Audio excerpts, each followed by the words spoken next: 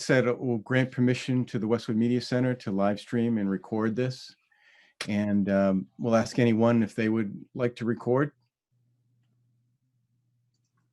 Hearing none, we'll just go with the Westwood Media Center. Welcome to everybody. I want to make a special welcome to Craig Viscaldo and George Laham and Kate Nguyen, new members of our FinCom here. We're very happy to have them. We're gonna all introduce ourselves shortly. That's later on in the agenda, but I just wanted to, at the outset, recognize you and thanks for being here and thanks for volunteering. We have a full agenda tonight. I'm going to start off with my review of recent select board meetings, and it's nice that John is here. So John, you can correct me if I say anything wrong. What I try to do, John, is try to summarize for the folks some of the events in recent select board meetings that, for the most part, relate more to what we do in FinCom. Certainly not summarizing everything that you do in those meetings. Later on, Pam Dukeman and John will provide a financial update. First of all, thanks for those who did prior questions to Pam.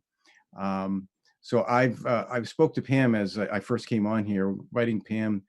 She can answer questions as she deems fit that align with the material in her presentation. She feels like most of the questions will be answered just with the presentation that she's going to give. We've provided ample time for questions at the end of Pam's presentation. So any new questions, I think, to make it easier with Zoom and the flow of Pam's presentation, anything new that hasn't been prior submitted, I'd like to wait to the end of Pam's presentation to give those questions. You'll have plenty of time. So I think that'll work out a little bit better for it. We've also allotted in the new business section of the agenda any other time for comments, actions, anything that members want to bring up. I just want you to be aware that I've been invited to attend Town of Westwood Budget Steering Committee meetings, so I can have kind of direct insight in what's going on in budget-related matters. That committee has met once, so I've been part of one meeting on that. Most of what we discussed in the first meeting, I'm not really going to review here because it's really going to overlap a lot of Pam's presentation, so I won't be providing a specific update here. One of the things I wanted to talk about also is last meeting I discussed getting a vice chair assignment, and I've asked George Hertz to serve in that role, and he's accepted. George, as you all know, is extremely qualified and experienced, and I know he'll do a great job in that role. Any other assignments for George, that's kind of TBD at this point in time, but he's open to do anything just to help out the team. Sure. And I'll say that this is not necessarily a commitment by George to serve as the chair if I'm not in that position next year.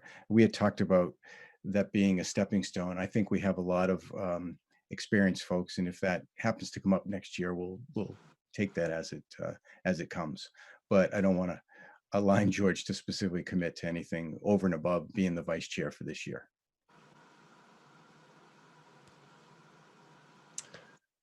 Okay, we also focused some time on getting the new members. So I've had several discussions with Jim O'Sullivan. You see the results here, some great results of some really good candidates.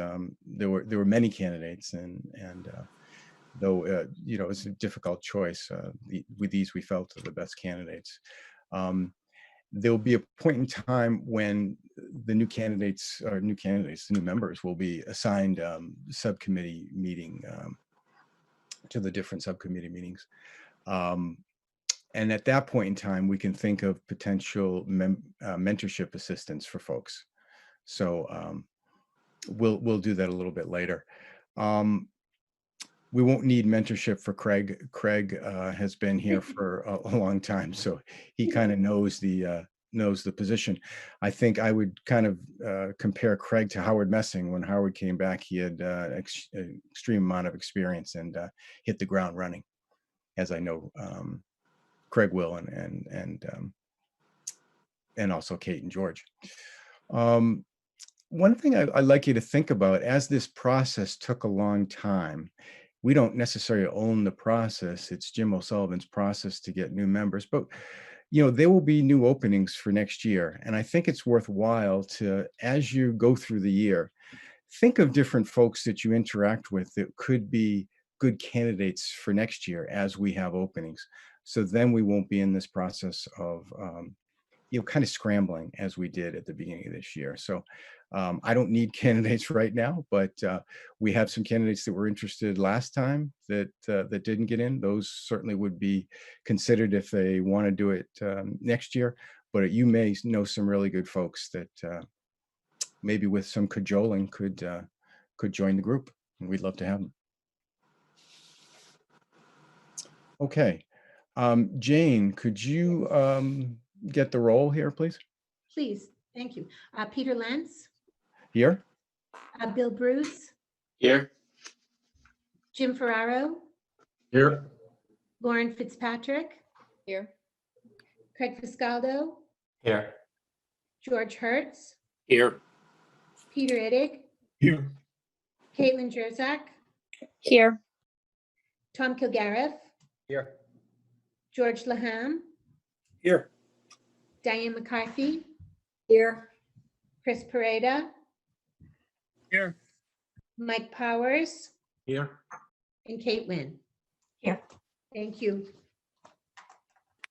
Okay, next would be a pledge of allegiance, if you could all join in.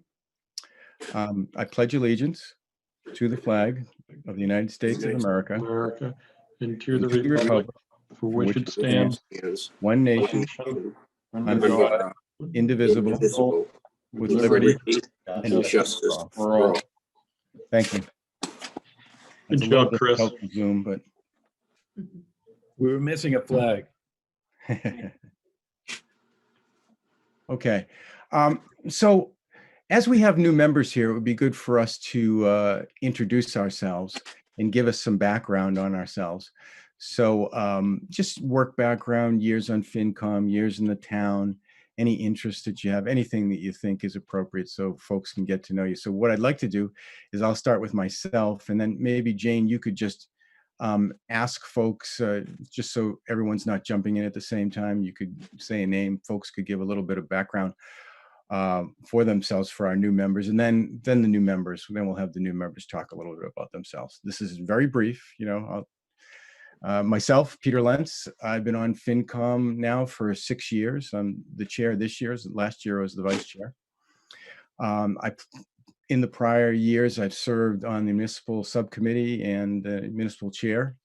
I come from a finance and accounting background, primarily aerospace and defense, and more recently in the construction of green energy power plants from a financial side.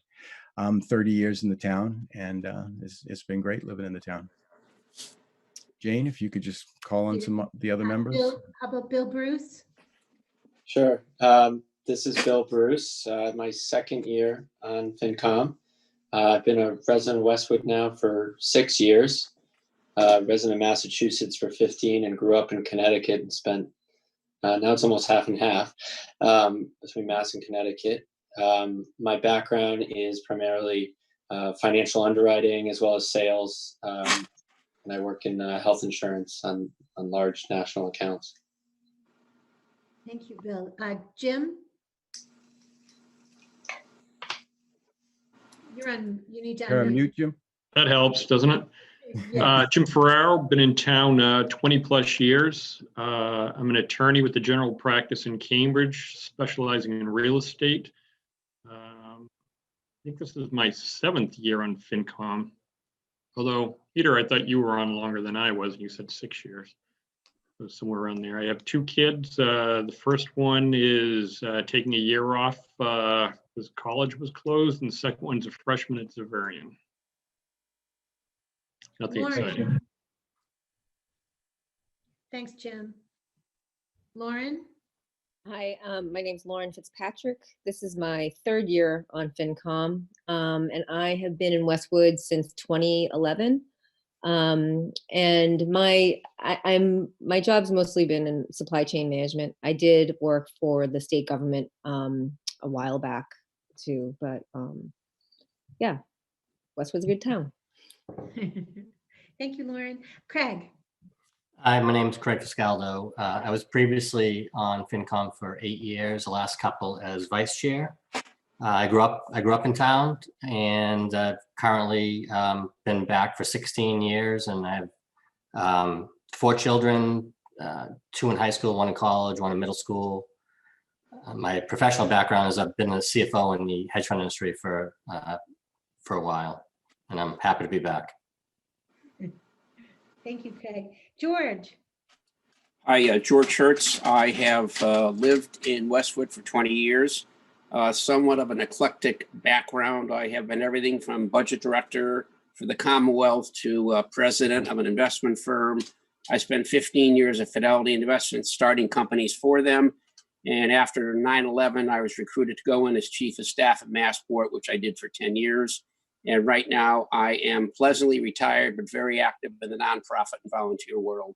And I just want to thank Peter for having the confidence in me to ask me to serve as vice chair.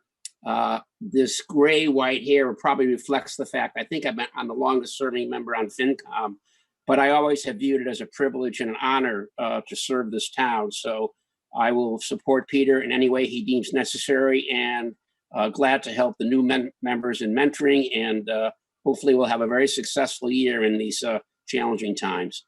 So I look forward to another successful year on FinCom. Thank you, George. Peter Iddig? Hi, I'd like to welcome the new members, and I have been a resident of Westwood for about 30 years, and this is the beginning of my second year on the Finance and Warrant Commission. I'm now retired, though I was a professor for many years, most recently at the College Management at UMass Boston. And prior to that, I worked for the Graduate School of Public Administration at NYU. And before that, the College of Management at the State University of New York at Buffalo. And I'm looking forward to an exciting second year on the Westwood Finance and Warrant Commission. Thank you, Peter. And Caitlin? Hi, Caitlin Jerzak. This is my second year on FinCom. I've lived in Westwood for 8 years now. I've worked in the financial services industry for over 15 years, focused on compliance as well as risk management. And I have 3 kids. I have 4-year-old twins, and I have a first grader. So very familiar with the schools here, and we are taking advantage of the excellent remote learning experience right now. Thank you, Caitlin. Tommy? I'm Tom Calgariff. I also grew up in Westwood, and I've been on FinCom. I think this is my 4th year. My background is mostly automotive, corporate management, and automotive and fleet. We have three kids in town, 1 in college and 2 at Westwood High, and also enjoying the remote learning experience as well. So welcome to George, Kate, and Craig, and it's great to have you all. George Laham? George Laham. I've been in Westwood all but 6 years my whole life, so somewhere around 35 years. I am the controller at the Harbor Club of Boston. I'm a Babson grad. I have my CPA, and I own my own tax practice in Westwood. And I have 3 kids, twin 7-year-olds and a 2-year-old. And I wish I could say they were calmly enjoying remote learning, but they're quite active. So they're sitting them in front of an iPad is rough, but I'm looking forward to learning a lot. This is my first year. Thanks, George. Thank you, George. Welcome. And Diane McCarthy? Hi, I think this is my 3rd year on FinCom. I have lived in town probably about 12 years. We have twins who are seniors at the high school. I can't say that they're really particularly enjoying remote learning, but they're doing their very best to finish out high school and find a college to go off to in these challenging times. I am a healthcare lawyer and right now serve as the general counsel for a small state agency that collects healthcare data and does healthcare analysis for the state. Interesting. Thank you, Diane. Chris Pareda. Thank you, Jane. Chris Pareda here, starting my third year on the FinCom, a lifelong resident of Westwood, graduate of public schools, as are all my 3 adult kids. Lawyer by training. I retired about 5 years ago from the Federal Aviation Administration's legal office, and I'm a pilot by training. So, thanks. Thank you, Chris. Mike Powers. Hello, Mike Powers. Welcome new members and congratulations, George. Peter, good selection there. And I know George will continue to contribute and will be all better off for his wisdom. So, been on FinCom now 6 years. I guess it's the beginning of our 6th year. We've lived in town for over 26 years. We've raised 5 daughters, my wife and I, and now we have 7 grandchildren. The oldest is a girl and 6 straight boys, so the whole world just leveled off. I've retired approximately 3 years ago. I was the head of the Postal Service for New England. I'm doing some consulting work right now, and I look forward to working with the new members and helping them learn the ways and do whatever we can to assist them. Thank you, Mike. Kate. And hi, I'm Kate Nguyen. I've been in Westwood for 12 years, which has flown by. I have 2 daughters, a sophomore in high school. Today's her birthday, so she's excited that I'm not giving her attention right now because she's 16. And then my oldest is a freshman in college from our living room. So it's just been an exciting year. I have traditionally done administrative work in startups, and I'm actually working, George, at a Fidelity startup, which is focused on COVID testing for the state right now. So, previous to my time with you folks, I've been on the Comprehensive Plan Steering Committee, the Pedestrian and Bike Safety Committee, and the Fair Housing Committee. So I'm excited to be doing this now. Thanks. Great. Thank you, everybody. Okay, that was great. Thanks to everyone for sharing. As I said before, I've kind of pledged to either make all the select board meetings this year or to at least watch them online to try to get some notes and try to keep us up to speed on what's going on. I think that's really important for us to understand what's going on in the select board meetings. I am going to provide another summary of a couple of meetings that happened between our last meeting and this. Once again, I don't provide an exact every word analysis of everything that was discussed, more things that relate to us. For the most accurate assessments of the meetings, you can always go to the Westwood Media Center and watch them. I mean, they're actually good meetings to watch. They keep my attention. So the select board meeting on 9/29, there was some discussion on some slight alterations or where the affordable housing units will be located in the new development at the Westwood Lodge property. And the units now, as approved by the select board, will be more embedded in the other units as opposed to being a little bit off on the side. The same amount of units. So nothing has really changed in total amount of units. It's just more kind of where those affordable units will be. Nora also discussed some alterations to existing licensing for outdoor seating, which the select board approved, really just to help out the businesses. And also there was some proposed discounts regarding some existing liquor license fees to local establishments that the select board has approved to give them existing liquor license fees some assistance. They've been great to the town, and the town wants to be good back to those establishments. The select board meeting on 10/5, just recent, Dottie Powers provided an update on voting related options and processes. The select board went into an executive session to discuss strategy on ongoing litigation. There was a fair amount of discussion when they came back on the Shuttleworth property.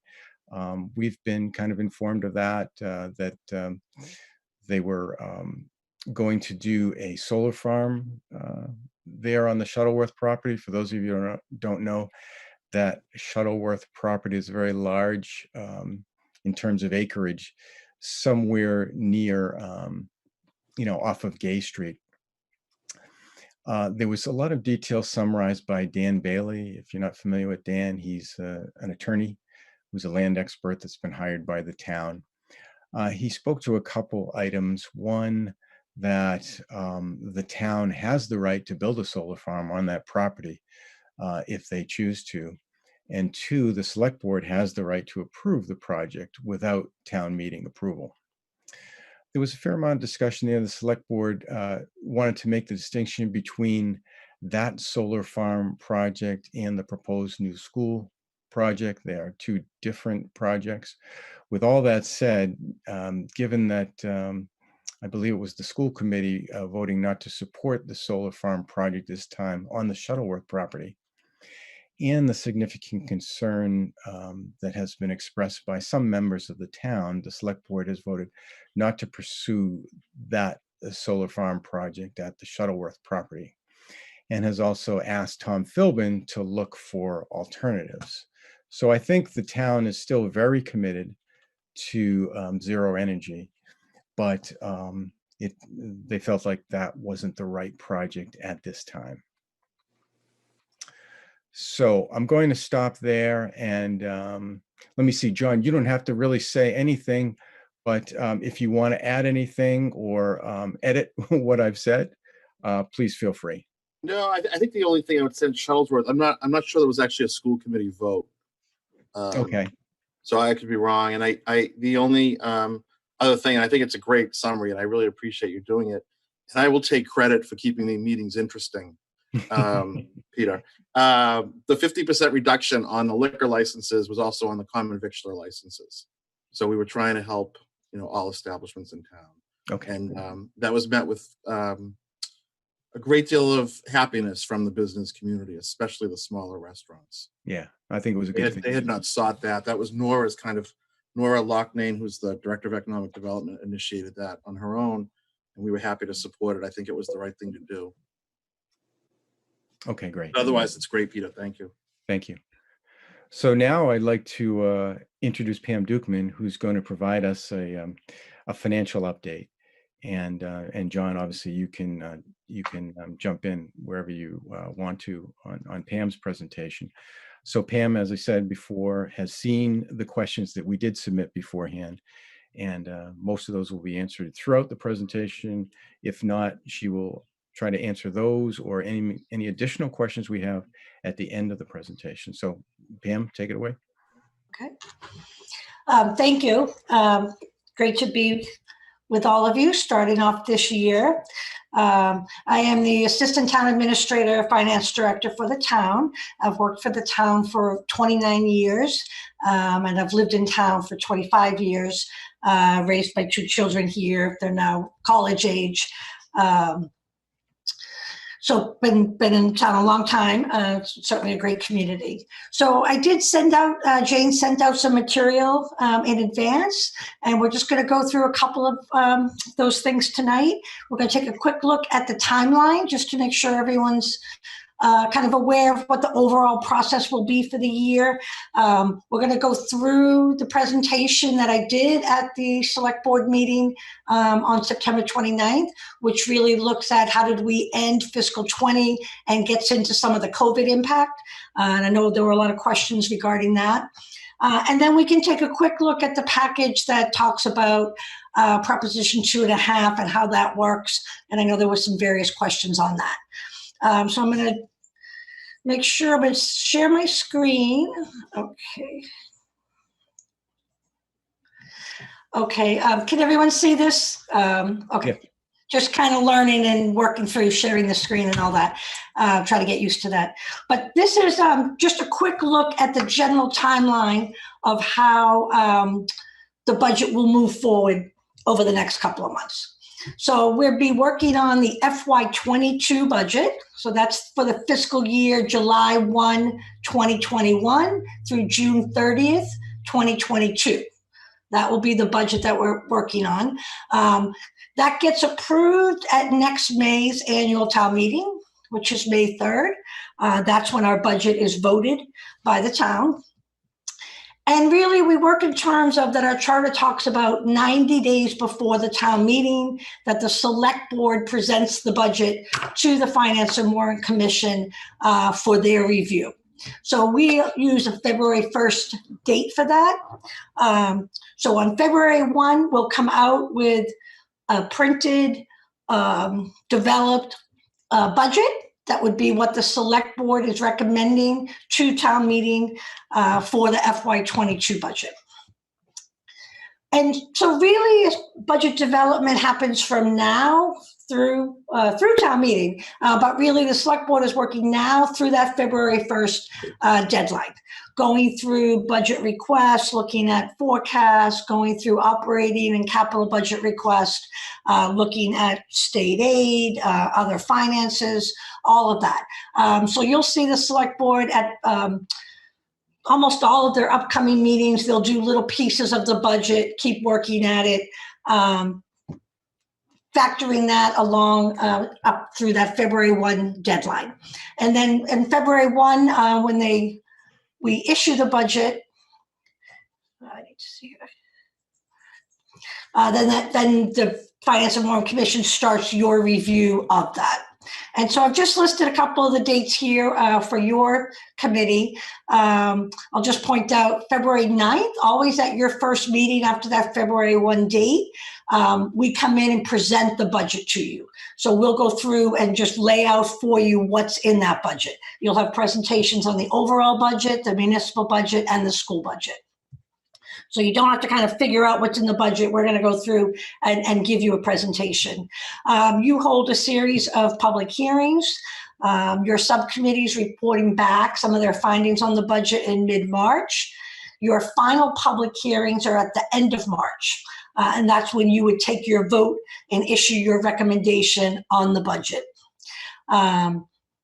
Once that's done at the end of March, you produce the town meeting book that goes out to every home in town. It's mailed to every home in town in advance of town meeting.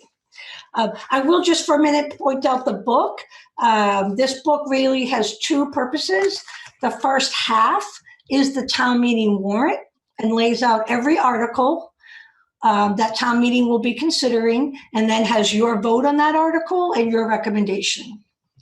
The second half of the book is financial information. We take advantage of the fact that this book is mailed to every home in town, and we load up the whole second half of the book with all kinds of information on the town finances. There's information on taxes and our tax levy and state aid, all of our financial policies and our status on our policies, the balances in any of our reserve accounts.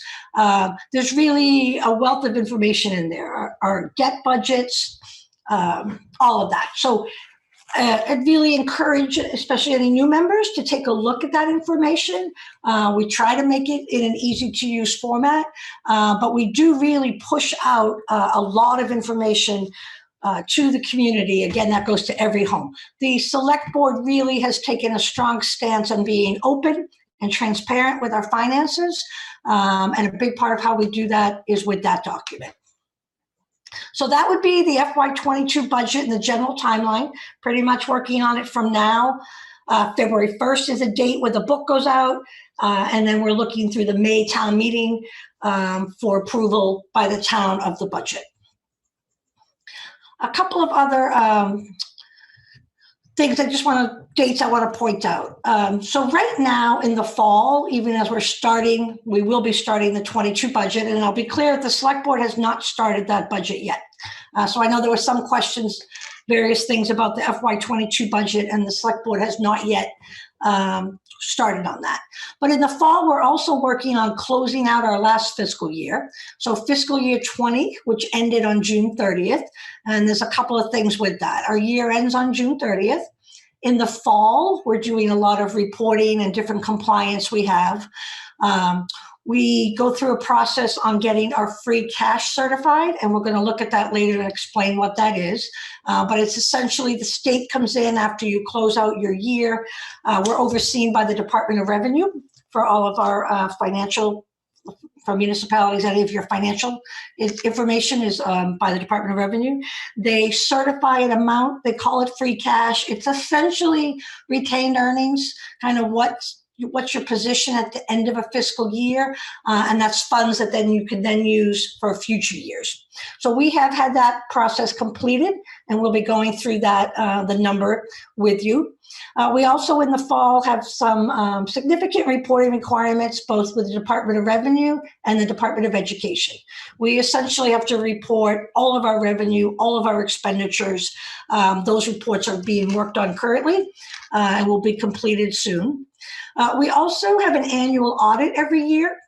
So our FY20 audit, the on-site audit, has been completed. The audit firm was here in September. We're going through now and completing our financial statements and our CAFR report, which is the certificate, which is the comprehensive annual financial report. It has our financial statements and other data in it. That should be completed within a couple of weeks. In Massachusetts, municipalities are required to have their financial statements completed by December 31st each year. So a couple of pieces still being done to close out FY20. We also at this time are still working on a couple of items with our current year's budget. So we are currently in fiscal 21, and that began July 1 and will run through next June 30th. The budget was approved by town meeting in June, but there's still pieces to be worked on for the current year. That includes the property values. Those values have to be updated every year.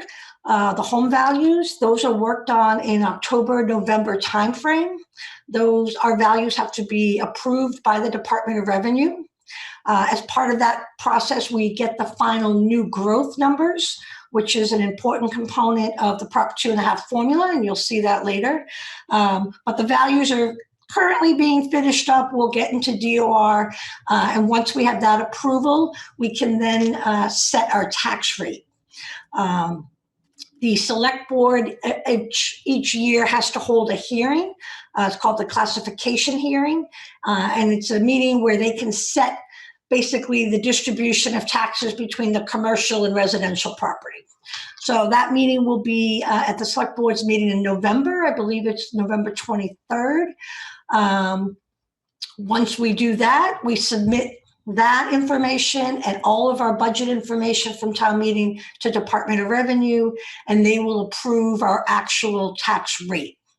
So I point out this timing just to show that while we're already well into the new year, we had the budget approved at town meeting in June, we do not yet have our final tax information for FY21. So we don't have our final tax levy, we don't have final new growth, we do not yet have the actual tax rate or tax bills for FY21. So all of that happens in the October, November timeframe. We mail out what's called the actual tax bill. We bill quarterly for taxes. The first two are estimates. The January tax bill has your actual information, your value, our actual tax rate. And in that bill, we do include an insert that goes through all of the information explaining what is happening with the tax bill and the tax rate that year. So that's our general timing. I was going to look at next the presentation from the select board meeting. So this, every year we go into the select board early in the fall and kind of talk about how did our previous fiscal year close out, and kind of have that as background information before we begin a new budget year. This year, we also talked in that meeting about the COVID financial impact. So we're going to go through that, kind of talk a little bit about the COVID impact, and then look at the actual numbers from FY20. So looking first in general, the COVID impact, we had talked a lot at your last meetings in the spring, right before town meeting. We had talked about how we had a structurally strong budget in place that's allowing us to handle the impact of COVID.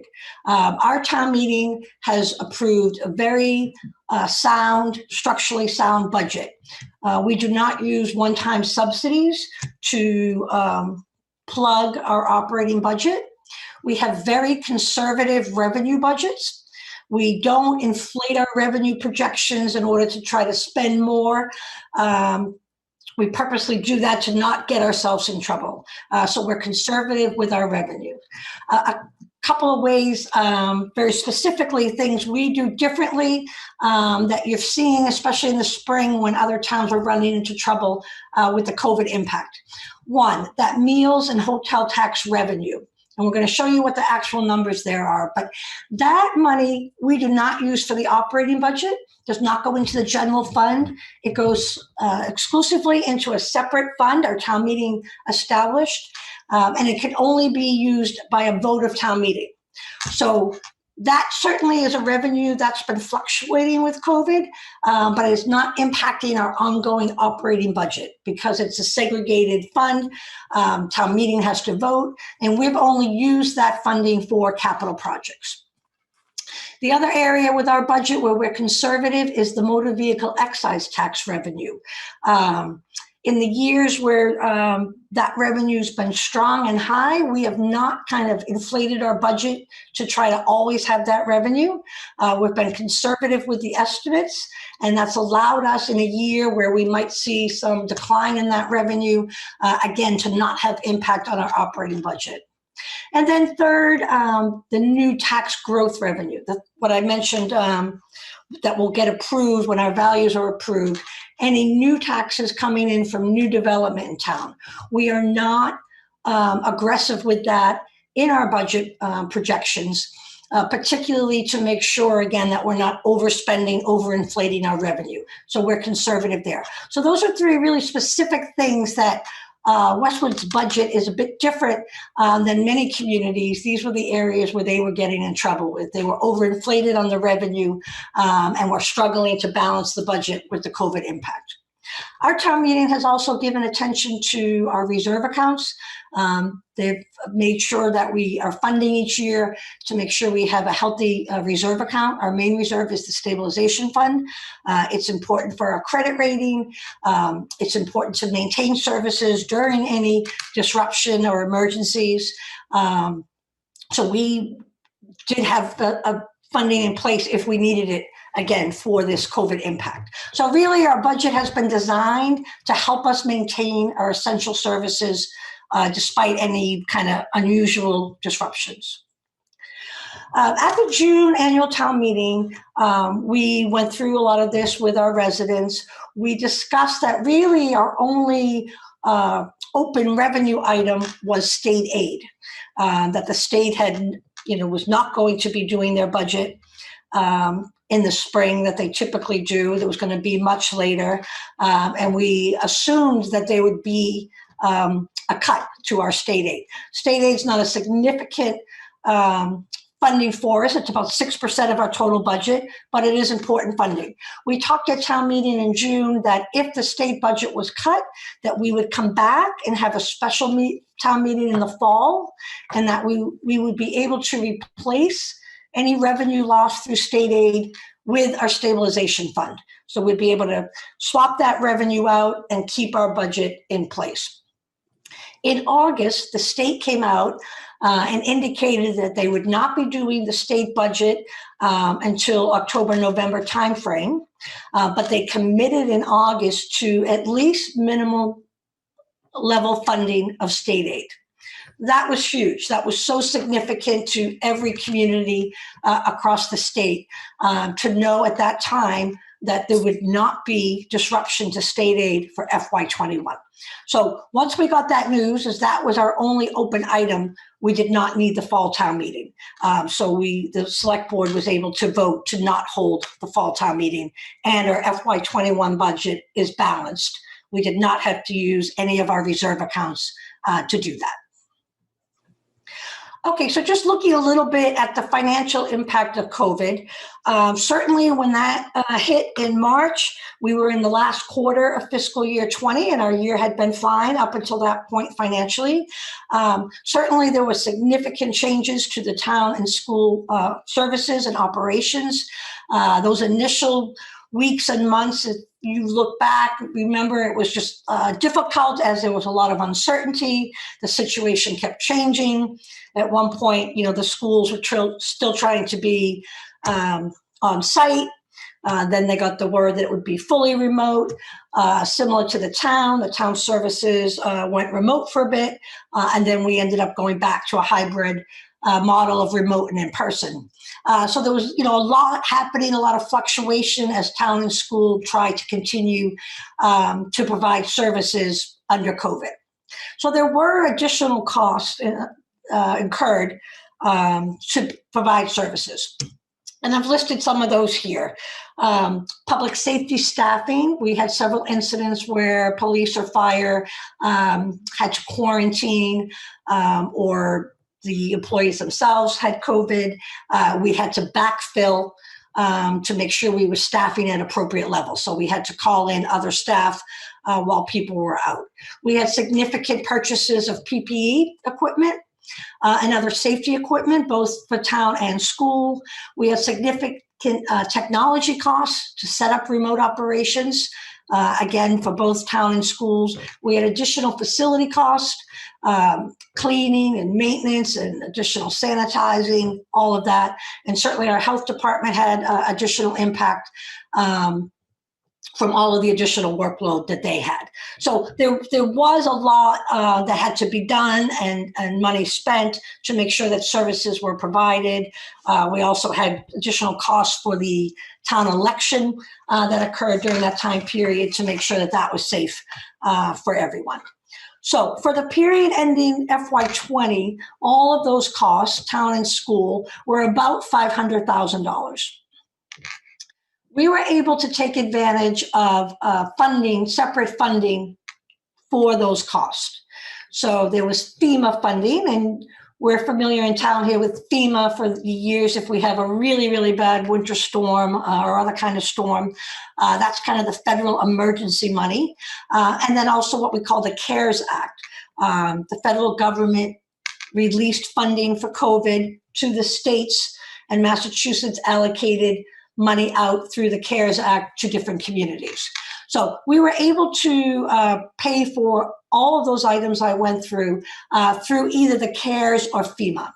And essentially FEMA was paying for kind of more of the emergency cost, which they considered to be the public safety staffing, the purchase of the PPE equipment, kind of the extra cleaning and sanitizing, that type of thing.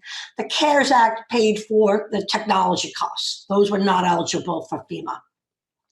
So really all of those costs that were incurred by town or school departments through June 30th were covered by this supplemental funding, did not have to come out of the town or school budgets.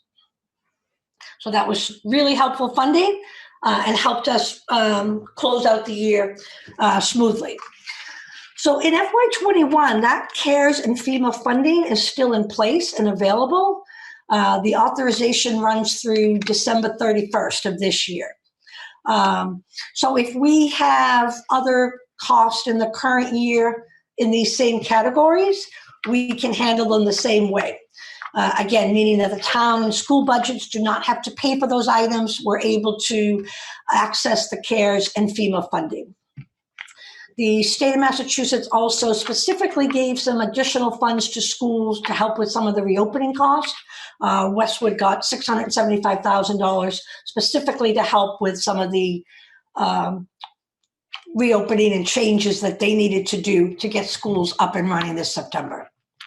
So I'll point out one item. The schools also had some additional large technology costs to get fully remote for this year that they made in the fall, about $225,000 in some technology costs. And we'll be able to pay for that with the CARES funding. So again, we don't know what the next couple of months will bring as far as different costs or impact to departments, but we will monitor those costs. We are able to access this additional funding. And again, we do not need to then pay for those out of the regular town and school budgets. And we don't know if that funding deadline of December 31st will be extended. Right now, that is the end date for those authorizations. So moving on just to look at our year-end close. So I think in saying that the COVID impact was paid separately, I think you'll see as we go through, and really the COVID for FY20 was just our last quarter, you're going to go through and see that we closed out the year very smoothly and very in line with previous years, both on the revenue and expense side. So first, looking at a couple of revenue categories. So FY20, our final budget revenue, $102 million, almost 80% of that is our taxes. And that's really standard for a suburban community in Massachusetts. We had one last quarter of tax bills due May 1st when COVID hit. The select board did allow local option of a state program, which allowed our residents, if they wanted, to delay that payment of that final tax bill until June 30th with no penalty or interest. So that was an option for folks. But by June 30th, we had collected $79 million of our tax revenue, right on line with where we were in other years. So taxes is our biggest source of revenue for our budget, and that category of revenue closed out fine for FY20. Just a couple of bullets at the bottom of that slide. We look at a couple of categories of past due taxes. First, our tax deferral program, and that's a program for seniors can take advantage of if they want to defer paying property taxes until they sell their home. On June 30th, we had $524,000 total outstanding in tax deferral, and that's cumulative all years, not just for FY20. So for all the years and for all of the individuals in tax deferral, $524,000, and you can see we've put some prior year balances that lines up right in line with what that number's been in other years. And then also looking at tax title, which is uncollected taxes, as of June 30th, $470,000. And again, that's cumulative. That's not from FY20, that's all years. All we have in outstanding taxes, $470,000. And again, you can see that that compares favorably to the last several years. So tax revenue, fine closeout for FY20.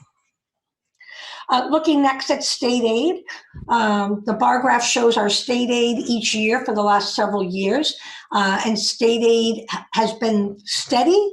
No significant increases over the last several years, but also no significant disruptions. So FY20 in green, $6.4 million expected in state aid. We did receive all of that. There was no disruption, again, to any of that. FY21 state aid, as I mentioned, the state has not yet done their FY21 budget. They're working on a monthly budget through the end of October. So they're expecting that the state budget will be done sometime in November. But again, they did commit to minimum level funding of state aid. So that was important for us, allowed us to balance that budget out again for FY21 with no need for a fall town meeting. One more revenue category, local receipts. This category, the largest item in this category of different fees and revenues collected at the local level is the motor vehicle excise tax. So total local receipts collections were $5.6 million. Prior year was 5.9. The local receipts exceeded budget by 1.4 million. The prior year was 1.9. The largest category, as I mentioned, is motor vehicle excise. That's shown in the bar graph on the bottom. So our total at FY20 for motor vehicle excise, 3.4 million, down slightly from previous years, but certainly right in line with where it's been for the last several years. The select board allowed also with this, these bills, that state option that people could delay payment of any excise bill until June 30th with no penalty or interest. So we had some folks take advantage of that. But again, by June 30th, our collections were fine and in line with where they've been in previous years. Looking at the motel and hotel tax revenue, as I mentioned a couple of years ago at annual town meeting, our residents set up a special purpose fund to have all of this revenue go into that fund, not go into the general fund. And any use of this money, once it's collected, requires a 2/3 vote at town meeting. We have only used this funding at a couple of town meetings, and it's all been used for capital. And you will recall that there had been a proposal to use some at this spring's town meeting, but that article did not go forward. So there was no revenue used for the FY21 budget. So the two bar graphs show you on the left, the annual collection for meals tax revenue, and on the right, the hotel tax revenue. So the meal tax, FY20, we collected $397,000. That was down from the year before. And the hotel revenue on the right, $298,000, down from the year before, $330,000. This table on the bottom shows the quarterly receipts of both the meal and hotel tax revenue. So the Department of Revenue collects this, this revenue directly. We do not. When the restaurants and hotels pay for the state portion of tax, they also pay for the local communities portion, and then the state turns it over to us on a quarterly basis. So you can see we've got a couple of quarters listed for meals and hotels. The most recent quarter through June 30th, you can see the drop in this revenue. So the meals tax for the quarter ending June 30th was $58,000, about half what it was the previous quarter.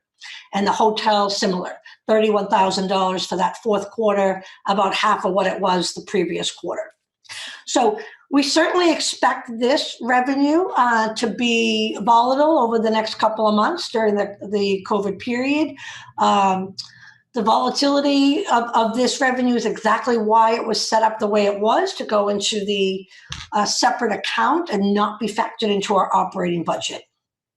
So we do expect you'll see the next couple of quarters, being varied.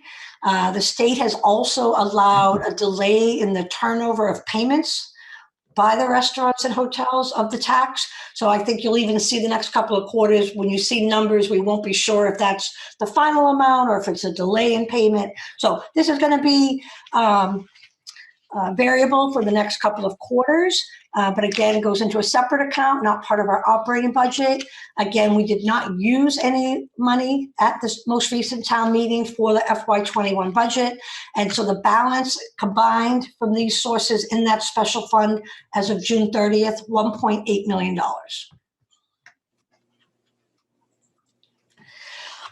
Looking on the expense side, so as I mentioned, FY20, that last quarter was difficult with the COVID impact. There was a lot of changing scenarios for the town and school departments, trying to keep the services going without really knowing what was coming next. There were additional expenses. As I mentioned, the CARES money and the FEMA money covered any of those unusual COVID costs. So it really, let us pay for those major items without disrupting our ongoing budget. We also had other smaller savings within our budgets. The school buildings, once they fully closed in the spring, they were really fully shut down. They had some savings from utilities for the last couple of months of the year. Some of our municipal departments had the typical training for municipal departments occurs late spring. So a lot of that training was all canceled. And so there was some additional savings from things like that in the last couple of months. We also, in FY20, one good thing that was very helpful is we had the mild winter. We did not even use all of the regular snow and ice budget. And we also did not have to go to the reserve account to fund any supplements. So typically at town meeting, we're supplementing the snow and ice budget for activity that occurred during the year. We typically at the town meeting use the FinCom's $400,000 reserve account to transfer some additional funds for snow and ice. And we did not need to do that in FY20. So that was certainly helpful. So looking at expenditures. So we had a $90 million general fund operating budget for FY20. When the year ends, if budgets are not used, they close out or turn back. They're unused funds. They can't be carried over until the next year. They close out. So the graph at the top shows the amount of closeout each year at the end of the fiscal year. So FY20 in green, we closed out $2.3 million, about 2.6% of budget. And you can see that was actually a little bit higher than what it's been the last couple of years. FY19, the turn back 1.4 million or about 1.6% of budget. FY18, 985,000 or 1.2% of budget. Just looking at the categories of that turn back. So the table on the top shows by category the 2.3 million and shows the comparison by category to the year before. And then the bullets at the bottom, I'm just going to go through a couple of items. Some of them are one-time items, some of them are kind of annual. So looking at the turn back, our benefit fixed cost category, turn back 981,000 or 6% of that budget. That is about typical for that budget. It's how we have to budget for that large category of expenditures for town and school. That includes our health insurance and our payroll taxes and all of that. So it's a category that does have some flexibility built into that budget. And then there's always a turn back at year end. The debt service budget, 123,000 turn back. That's kind of an unusual item. We had budgeted perhaps to make a long-term, to issue a long-term bond in the spring, but with COVID and all, we only issued a short-term temporary borrowing. So there was some additional funding in the debt budget that was turned back. Snow and ice, as I mentioned, milder than normal winter, $102,000 of the regular $450,000 snow and ice budget was turned back. And then our reserve accounts, the turn back was higher in the reserve accounts because we did not need to supplement for the snow and ice. And then one item in the municipal budget, turn back, unusual one time, about $400,000 in the public safety budgets. If you recall in FY20, that budget, we kind of did our final additions of new positions for our police and fire departments. So there was additional funding added from the university station revenue to bring those departments up to the levels that had been identified with the university station project. That had been funded for a full year starting July 1. And just because of the nature of public safety hiring, those positions were not filled until later in the year. So there was a turn back in those budgets. But now those positions are fully budgeted and in place going forward.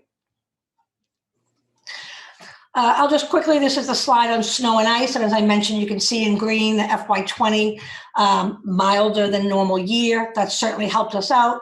We spent less in this budget and we didn't need to supplement. So we'll end the FY20 look with the free cash certification. So as I mentioned, the Department of Revenue every year certifies for every community in Massachusetts what they call free cash. And that's really a terrible term. it's not cash on hand. It's really, in a sense, the retained earnings. How do you end your year with your revenue and your expenses and any turnbacks? DOR goes through, we have to submit a lot of information to them. The town accountant has to submit our balance sheet. The treasurer's office has to submit various documents. They do a great job in getting all that into Department of Revenue. Our amount certified this year is $6.1 million. The graph at the bottom shows the amount certified each year in blue, and then the amount of that we've used in our budget in green. So I do want to point out when we show this graph, each year is a new certification. It's not cumulative. So each year you get a new amount that replaces whatever your certification was of the year before. So you can see with the blue and green, the town has been very disciplined in using our free cash. If you go way back to the left of the graph, 2009, 2010, some difficult budget years, we were using all of the free cash. Now we've been able to be more disciplined. We're more in line with our financial policies, which indicates how much of our free cash we should use. So we're not using all of the free cash that we have certified. We're applying it only to non-operating budget needs. We don't build this into our operating budget. We use it for capital and any articles at town meeting. At this May's town meeting for the FY21 budget, we used $3.8 million of free cash. 3.3 of that was for school and municipal capital, $125,000 transferred to our stabilization fund, and then $350,000 put into the school special education reserve account, a fund that they have that they can access during the year if they have additional special education costs. So a good certification, a strong number. Again, given the COVID impact, the initial expectation might not have been that we had kind of a good financial year, but we did. Again, because the COVID just hit the fourth quarter, we had that additional CARES and FEMA money to handle additional cost. And other than that, we kind of had our normal year as far as revenue and expense collection. So this certification of free cash will give us a similar balance that we've had before as we move forward in the 22 budget to have funds available for those similar items. That's it for the FY20 close, kind of the COVID discussion. I could take questions on any of that now if there were any. And then I'll go next to the Proposition 2.5 and the tax presentation and kind of walk through that. So up to you if you want to stop at any questions there or want me to just move forward and then do questions.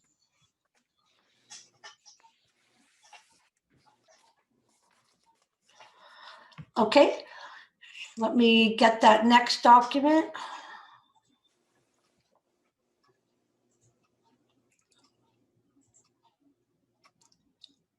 Pam, can I ask a basic question? Of course. On the meals tax, that's the 0.75% that's added to the 6 1/4. We don't get the 6 1/4. We just get the 0.75% of the 7% that's charged, correct? Correct. Yes, thank you. That's a great question. So that was a local option that the state a couple of years ago let people do. And that's why the state collects all of it and then sends us the 0.75.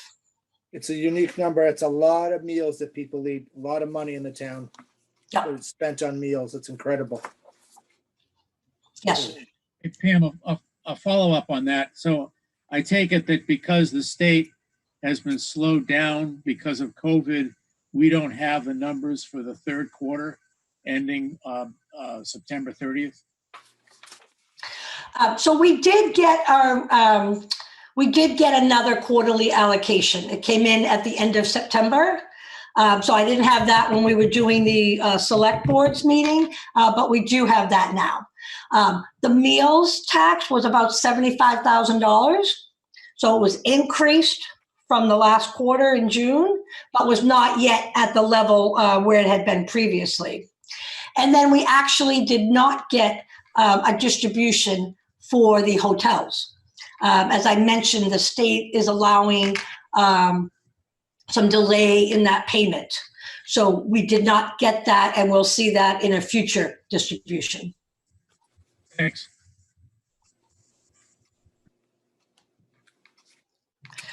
Okay, so this was another document that we had sent out. I'll just do this as like the quick walkthrough of Proposition 2.5 and how it affects the tax bill. And we'll just go through some items here.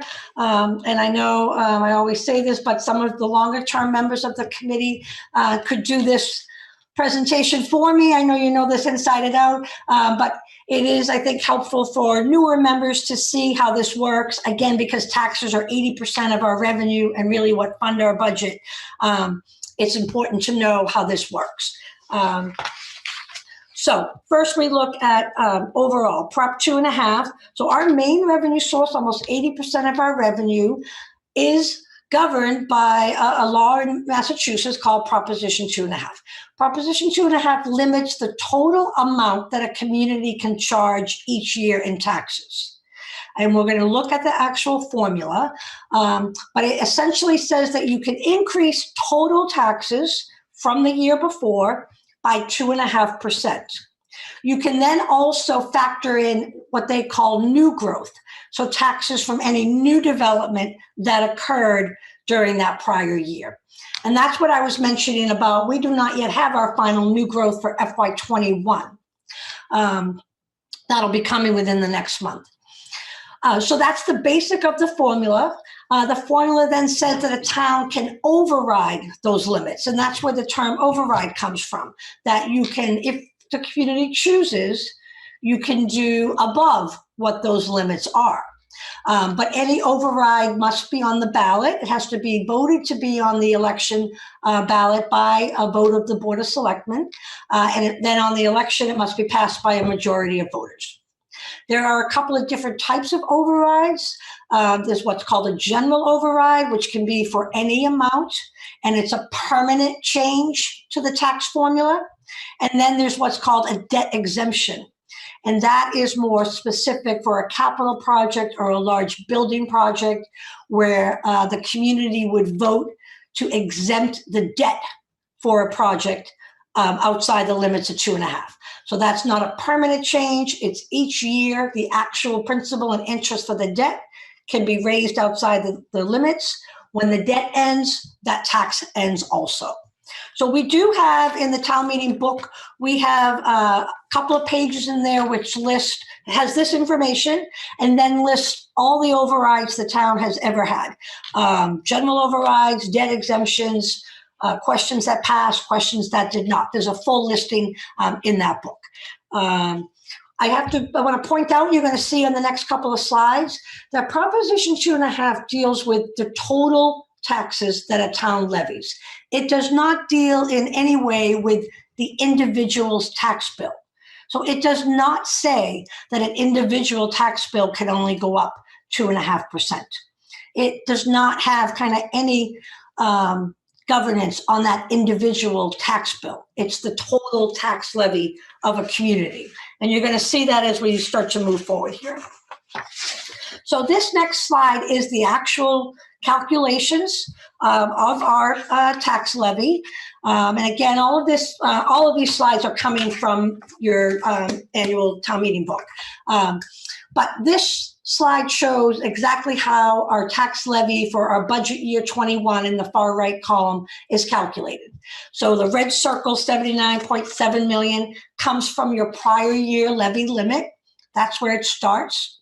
You're then allowed to add 2.5% increase to that number. You can then add in your estimates for what your new growth will be. And so I have to point out that when we're working on the budget and when we're approving a budget at town meeting, new growth is just estimated. It's not finalized until the fall of that year. So we've been showing two lines of estimate of new growth, one kind of all new growth, and then the other one, University Station specific. So we've done that since University Station has come online so that people can see exactly how much is coming from University Station.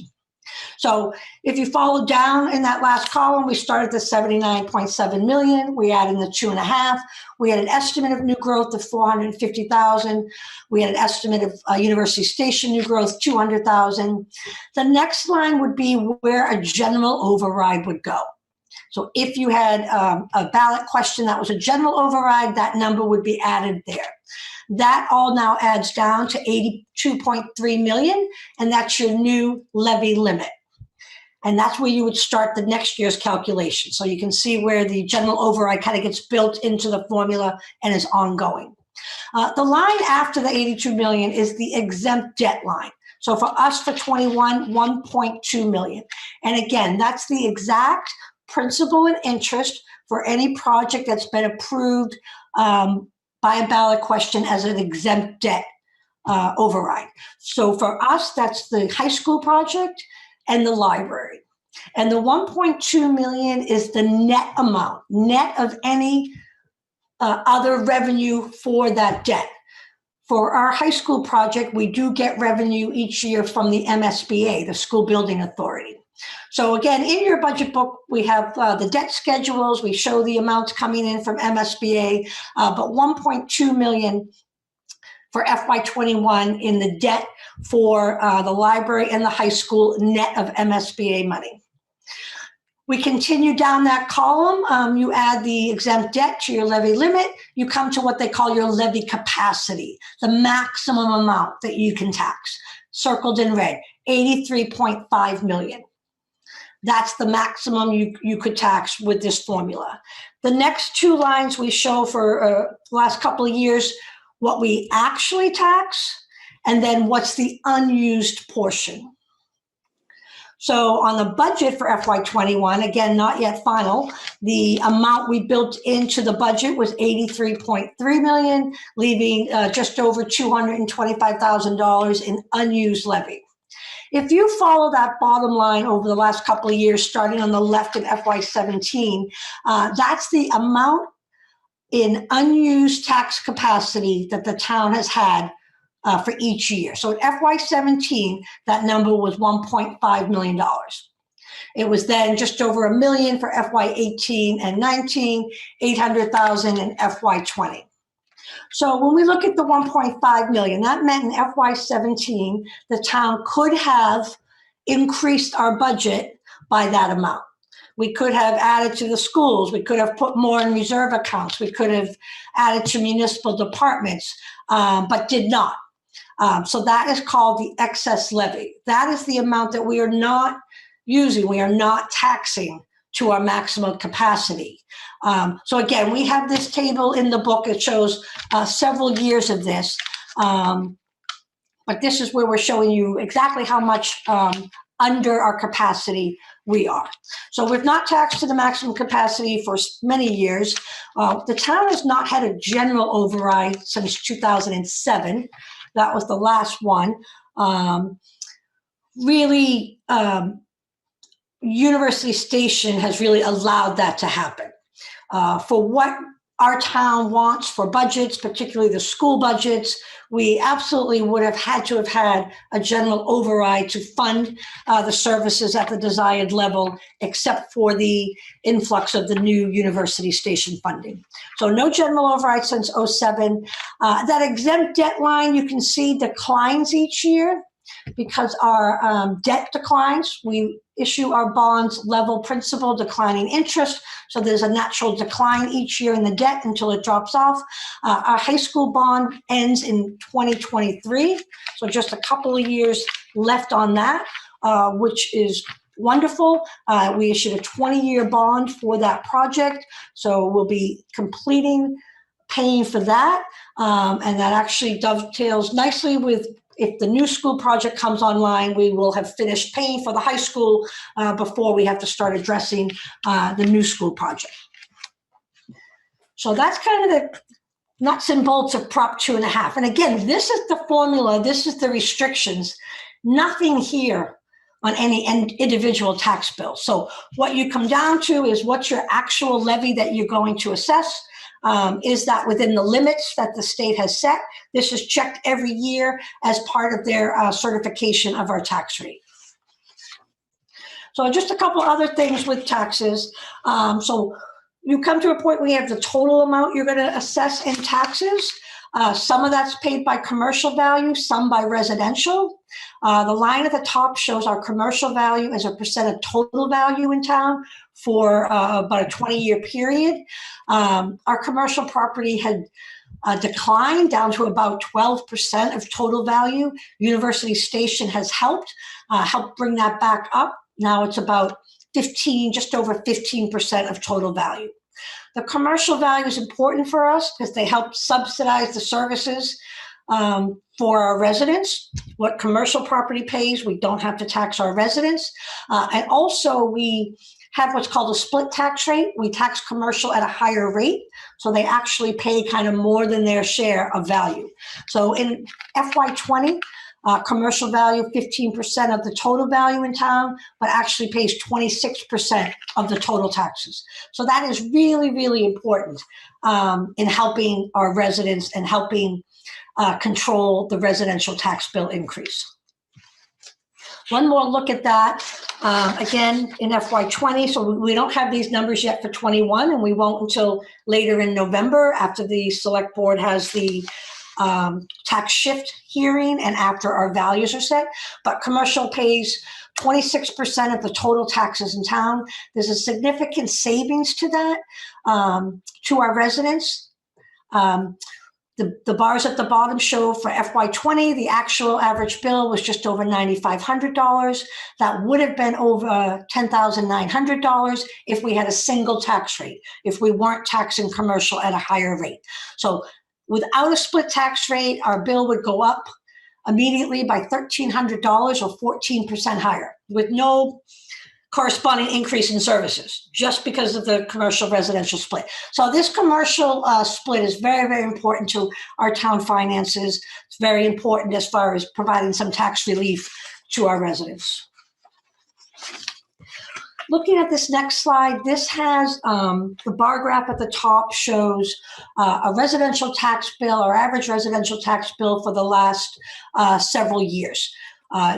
FY20, $9,500 in green was our projection for FY21, again, not set yet. This shows for a home currently valued at about $660,000 that the bill projected for FY21 just over $9,800, a 3% increase from the prior year. This home, the $660,000 home, is really our median home in town. So we track this home each year and update this graph as far as what happens with the change in value and the change in tax for this home. The little table at the bottom shows you our ranking in our average tax bill statewide. And this is something we get from the Department of Revenue website. They have this out each year. So in FY20, we were 18th in statewide as far as average tax bill.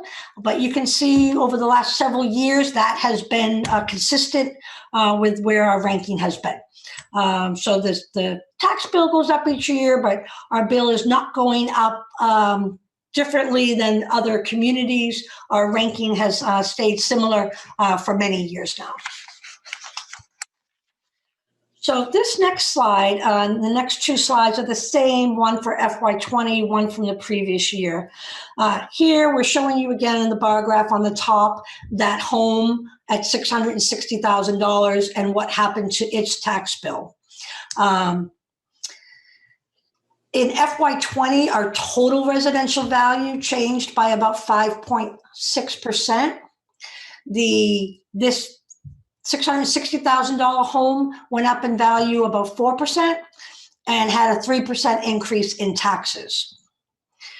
The chart at the bottom shows you multiple homes at various price points, what happened to their value on the left, and then what happened to their tax bill on the right. So as I talked about, Prop 2.5 relates to the total taxes that a town can raise. It does not dictate what happens to this individual tax bill. And the individual tax bill is affected by several things. It's based on value. It's based first on what happens to that commercial residential split, how much of the total taxes are going to be paid by the residents versus commercial. So if there's fluctuations in that, that can impact what happens with the tax bill. And then every individual home can have a different value change. So while total residential value may go up, we're showing for FY 25.6%. If you look at the listing of homes, you see there could be a wide range of what happens to individual homes. So in this chart here with these homes, we had a range in value from a 3.1% increase to a 6.4% increase. So we present this chart is in your town meeting book. We show this and walk through this each year at town meeting. We also put this, as I mentioned, in the January tax bill. We do an insert where we explain what happens with the tax bill and we show this chart. So on here for FY20, that final column on the right, the tax increase that these homes had range on this chart from 2.1% to 5.3%. So I think this is where there's some confusion with Proposition 2.5. I think people think that the tax bill for an individual home cannot be more than 2.5%. That's not what the law does. Again, it's on total taxes. And then again, because of the value changes, whether that's the commercial residential or its variations within homes or neighborhoods, you can see a wide range of tax impact. So the home here in this table that got the 5.3% increase might think that the town had that much of an increase in tax. We did not. Again, you can see other homes had a much lower increase in taxes. This is one of the difficulties of the Prop 2.5 formula, particularly for a community like Westwood.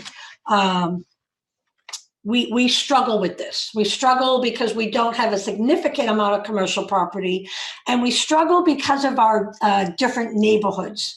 A community like Westwood, lots of times we will see that the more entry-level neighborhoods have the greatest increase in value change.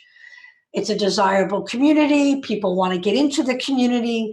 Those entry-level neighborhoods, the ranches, the smaller capes, often see a higher increase in value than some of the high-end homes. And as a result, they see a higher increase in their tax bill than some of the higher-end homes. Now, clearly, when you look at the tax bill amount, they're not paying more in taxes. I don't mean to say that, but their increase year to year can be different. And some years we've had dramatic changes with this. I'm going to just flip for a minute to the next slide, which has the same information for the previous year, fiscal 19. If you look at that table on the bottom, you could see that the home at the top, the high-end home, the $1.8 million home, had no increase really in value, and they actually had a decrease in their taxes of 2.9%.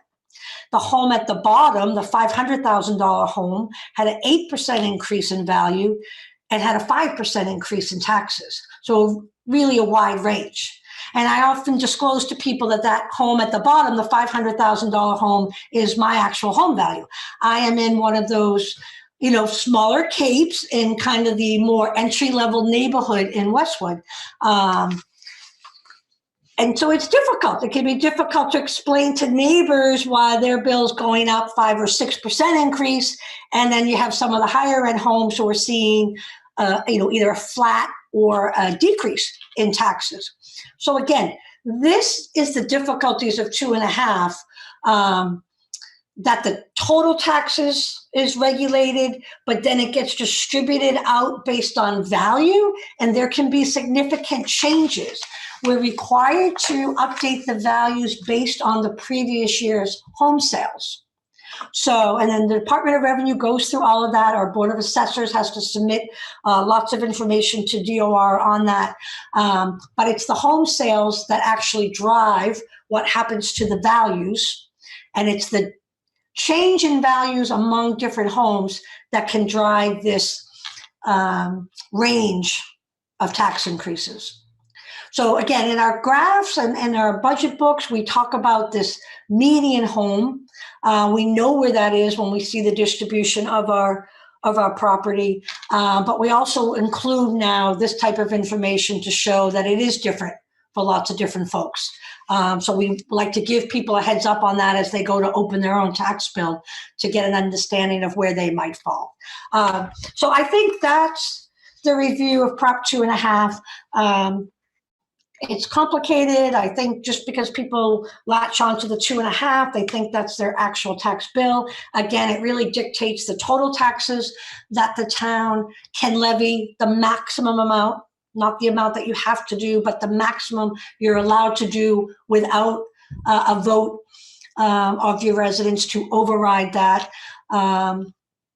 It is, again, it's 80% of our revenue. So we have in the town meeting book, there's probably 20 pages of kind of looking at the tax levy from all different ways. We show the formulas, we show the history of our overrides, we do a lot of analysis of the commercial and residential split.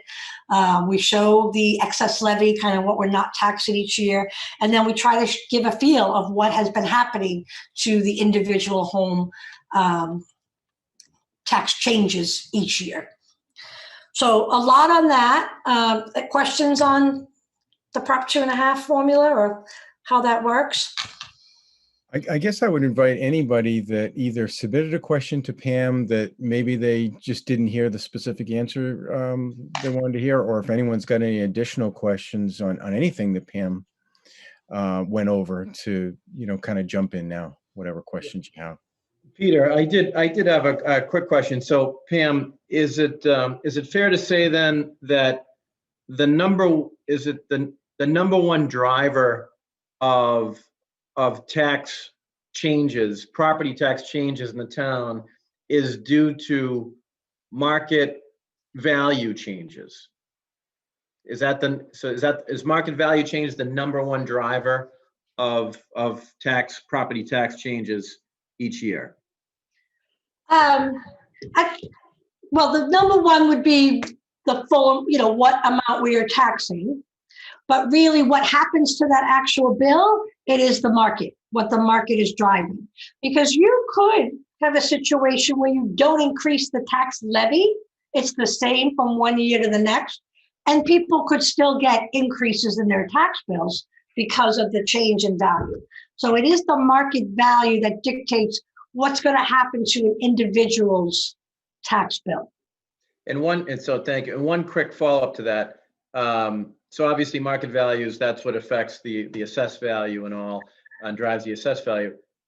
Is there no other way to structure property taxes than in that way? Not in Massachusetts. This is the law in Massachusetts, how we have to value and tax. I know some other states have different programs, but not in Massachusetts. Cool, thank you. I have a question. Go ahead, Peter. Regarding the 3% increase that is proposed for the average house, does that mean that the taxpayers as a group will pay 3% more?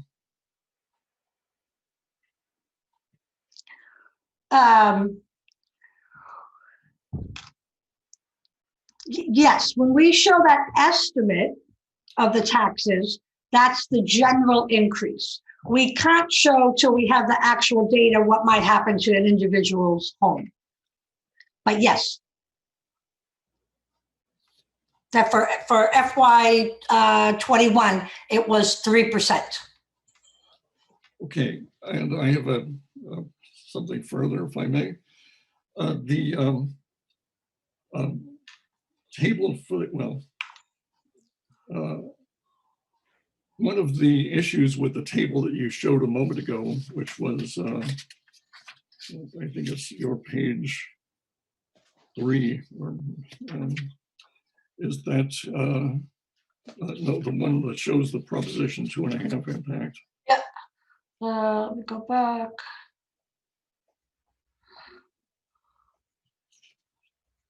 This one? That one, yes.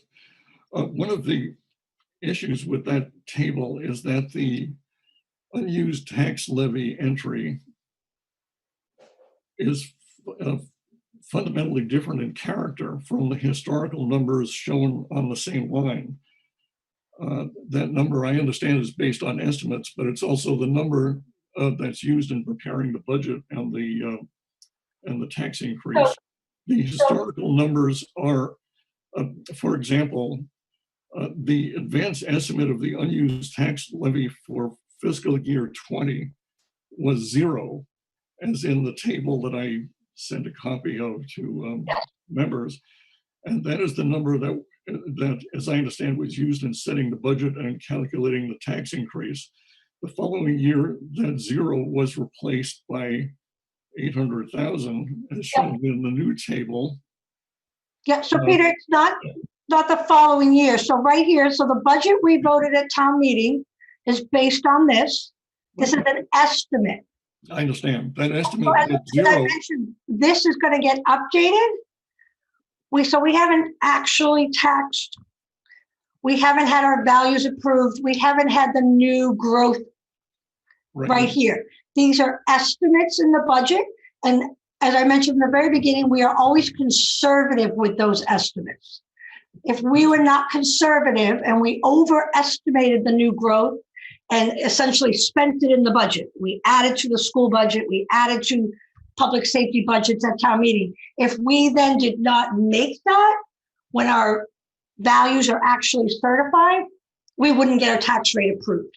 We'd have to hold like an emergency fall town meeting to correct our budget. So this is a budget basis. This is actual. I'm going to update this column the minute DOR approves our tax rate. So I expect what we carry a budget number here. Throughout the budget, these new growth amounts are not finalized until late fall, almost halfway into the year. Okay. That's Yes. just the way it works. Right. No, I understand. However, the number for unused tax levy for FY20 was 0 in the table for the previous year. I understand that was an estimate. And the final number is 800,000 as shown in this table. But it's that estimated unused tax levy, as I understand it, that is used in the budget process. And that number is usually, if not 0, very small. And the 227,000 that's shown as the unused tax levy based on estimates for this year is certainly an improvement over 0. And yeah, it's not been 0 except in FY20. As I mentioned, we had done the final staffing increase with the public safety departments for the university station and had allocated those funds. So yes, the budget discussion for FY20 talked about using those funds allocating to public safety. But I have to stress that absolutely on a budget basis, the new growth is estimates. The other amounts we know, they're calculations. They're the number from the year before, the 2.5%, the exempt debt we know, but the new growth is estimates. And it's estimates until very late in the process. Again, that's just the way this formula works. It does make it difficult. But again, we are conservative in those new growth estimates. This is a perfect year. If we had been aggressive, and that's what a lot of towns get into trouble with. They were aggressive. They're aggressive in that, like say somebody's building a new building in University Station. They're going to go in and kind of anticipate what the new growth might be, build it into the budget prematurely, and then you have something like COVID or other kind of economic situation that puts a slowdown on the building moving forward. And then you're in trouble. Those were some of the towns that had to go back and rework their budgets because they kind of do that. We don't. We're conservative here. We're not going to try to get the money before it comes in. We're not going to try to spend and add to our budgets before that money is solidified and known. So again, the excess levy at the bottom is money that we could have taxed more to the community, but we do not.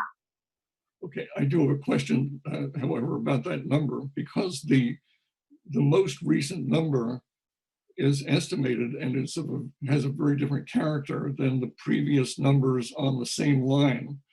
I wonder if it might be possible for you to show us a table that reports the original unadjusted numbers for the unused tax levy used in the budget process for prior years.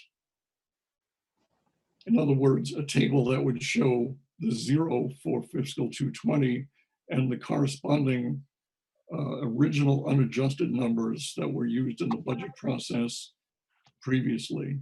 For Yep. that time. You think that's helpful for some point? We can add that in. And I understand that those numbers usually are very small or zero. And in fact, the 227,000 is almost a rounding error in a budget that's going to be over 100 million.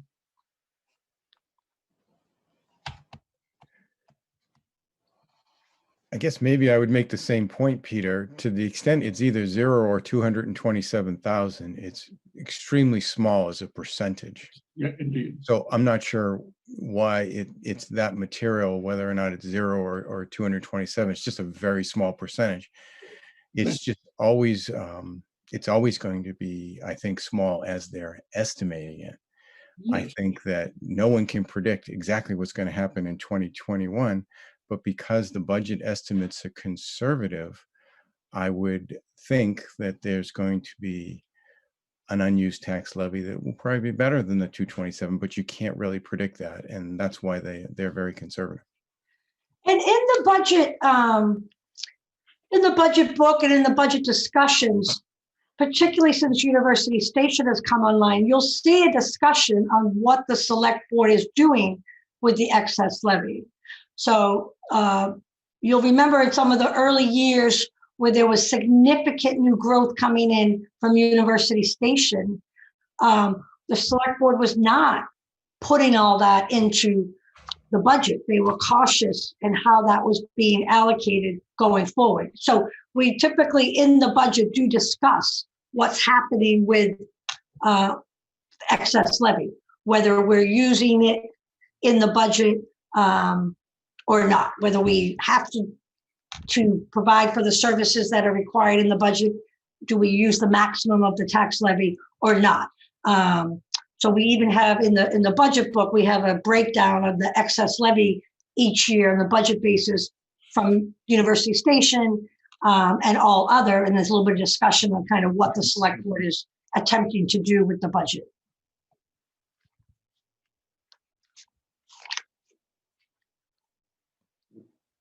Peter, could I ask one more question of Pam? Yeah, sure.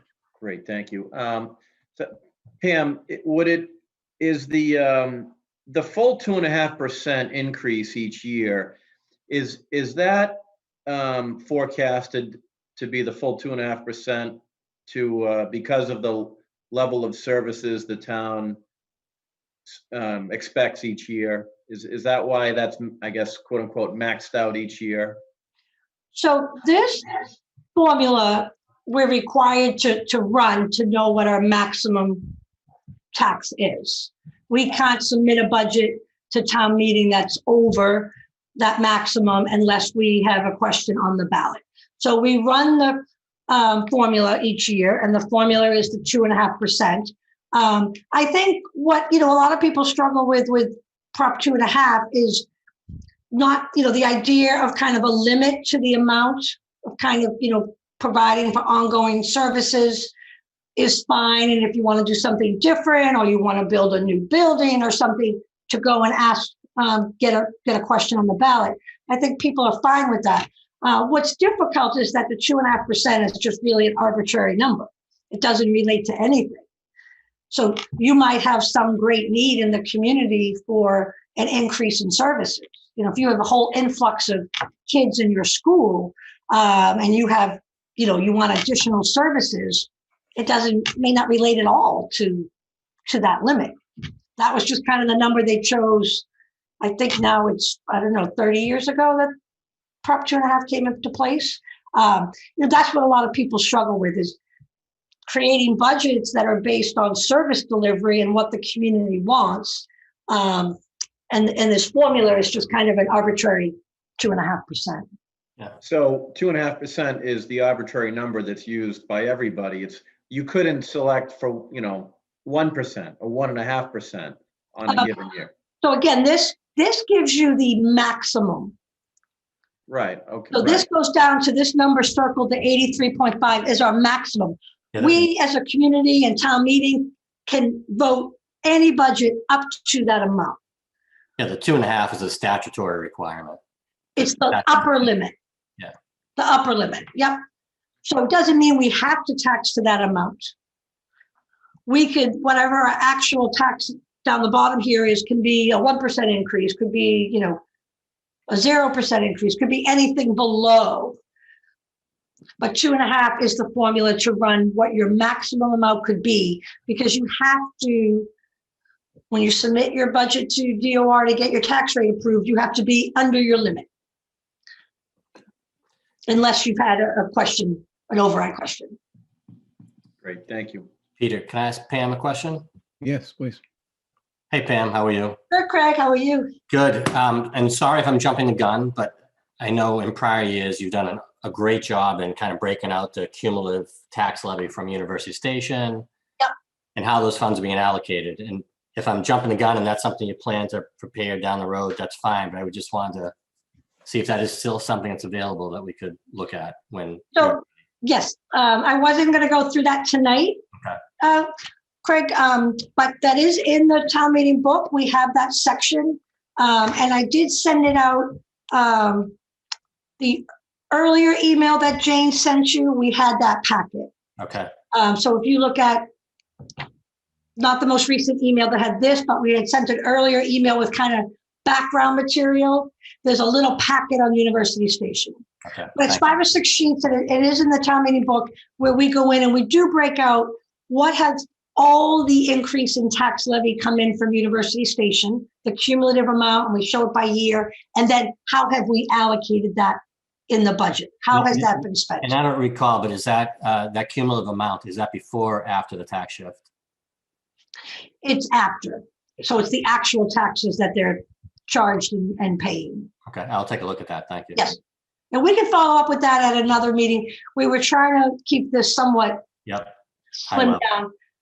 But that is an important thing. And we have kept up with that since the beginning to show all of the money coming in each year from University Station, and then how has it been used in the budget.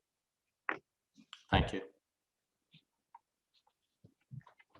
November of 1980 is when it was passed, so 40 years ago. 40 years. Oh my goodness. Thank you, Chris. It's 40 years ago and it's not changed. There's not been any change, and that's what sometimes people struggle with, the 2.5%, is that a good number? The years where health insurance was going up 10%, that type of discussion, as I mentioned, the years if you're having an influx of students or something like that. So it is something, obviously, we talk a lot about in the budget process, because again, it's, 80% of the revenue that funds the budget is driven by this formula. So we do look at it in all kinds of ways.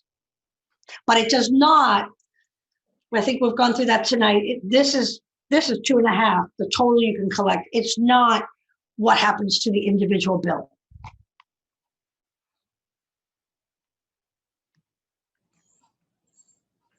Any other questions for Pam?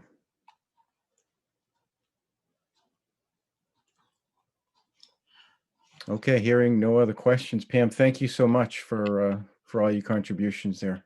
That was great. Thank you all for your time, and we'll be seeing more of you as we, move on and start to move forward in the process. Definitely. Thank you. Thanks again. Peter, I'm going to take off as well. Okay, thanks, John. Okay, at this point, when I'm looking at the agenda, I guess we're kind of past that, but Connor or Jane, were there any questions from public or press? I didn't hear anything. No, there weren't any, so that's good. I kept checking it. Yeah, okay. I figured you would jump in, so that's why. So then we get to new business, and really this is really relatively open. I have something I'd like to talk about that'll be very small, but I'll wait on that. Do any members here have any new business they would like us to discuss? Yes, I would like to say something about new business. Okay. I think an important point that Pam mentioned is that the calculations she showed is an upper limit on what the budget might look like for the tax for the upcoming year, and it provides an upper limit on what property taxes might be imposed. It's not a lower limit, but it is it's the calculation that resulted in that 3% average increase that's reported, well, both for the current year and for the prior year. And as Pam mentioned, that's the increase paid by the taxpayers of Westwood as a group. That's that 3% number. In fact, it was 3.0% shown in a prior table. But I would like to propose a motion concerning the property taxes. And my motion follows. Whereas the town has received substantial new revenues in recent years from the University Station development and other new construction, as well as revenue from the new taxes on hotels and meals. Further, as increases in property taxes are now much more expensive for homeowners, as property taxes are no longer deductible on federal forms for most residents due to changes in federal tax law. And as the pandemic has caused unemployment and severe financial difficulties for many citizens and firms in Westwood, therefore it is resolved by this commission to request the select board to submit a budget proposal this year that holds the average increase in the property tax on homes to the lowest level possible and not more than 2.5%. I request that someone second this motion so that we are able to discuss it. You don't need to agree or approve in order to second, but we can't have a discussion otherwise. Okay, do we have a second on Peter's? I'll second that to create the discussion. Okay. Thank you. I guess I'd like to comment on Peter's motion because certainly you brought that up in the last meeting and in other venues. Since that last meeting, I went to our charter because certainly what you're proposing is something that's different than certainly my experience, and I believe other folks' experience that have been on the Finance and Warrant Commission for a long time. So I took a look at the charter, and I thought it would be worthwhile if I read the charter, because in terms of duties, because it's really relatively short in terms of duties. And it says, it shall be the duty of the Finance and Warrant Commission to study the financial and other affairs of the town and to advise with all the officers of the town as to expenditures and recommendations for appropriations to be made by them. And them here is the town and officers. So really what it says for our duties is to advise on their recommendations, the town's recommendations, not for us in our duties to make the recommendations to specifically the town. We, as you know, once the budget comes to us, we study that and do make recommendations. But it appears to me to be really outside of the charter of what we're supposed to be doing here. I would also say that I think it's important to note that the select board who makes the recommendations on the budget is voted in by town members, and we are only appointed. And I think it's a dangerous precedent for a board that is not voted in by the townspeople to make these kinds of recommendations in advance of the budget process. Certainly, we have a duty to recommend aspects of the budget and other spending warrants, which we have done. One example is the last vote, Article 9. we voted for indefinite postponement of capital articles that totaled, well, $1.05 million. So we do have, I would say, influence, and we have a role in reviewing things. So in light of that, it's just my opinion, but I'm going to vote no on this motion. But I certainly invite any and everyone to make their comments before we do vote on the motion. You know, this is Diane. Unfortunately, I don't have the language before me, so it would really, I couldn't possibly, I don't remember, Peter, what you just said. So I don't know what I'm being asked to vote on, to be perfectly frank.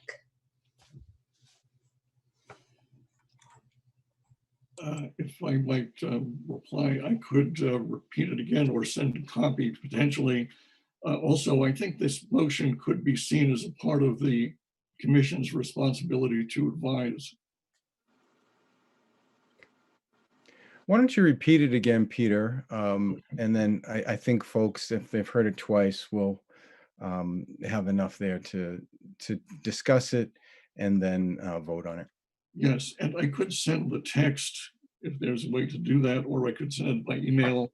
We could continue perhaps at the next meeting, but I'll read again. If there's a way to send the text, perhaps you might be able to tell me. But my proposed motion, which could be amended potentially, but what I have as follows. Whereas the town has received substantial new revenues in recent years from the University Station development and other new construction, as well as revenue from the new taxes on hotels and meals.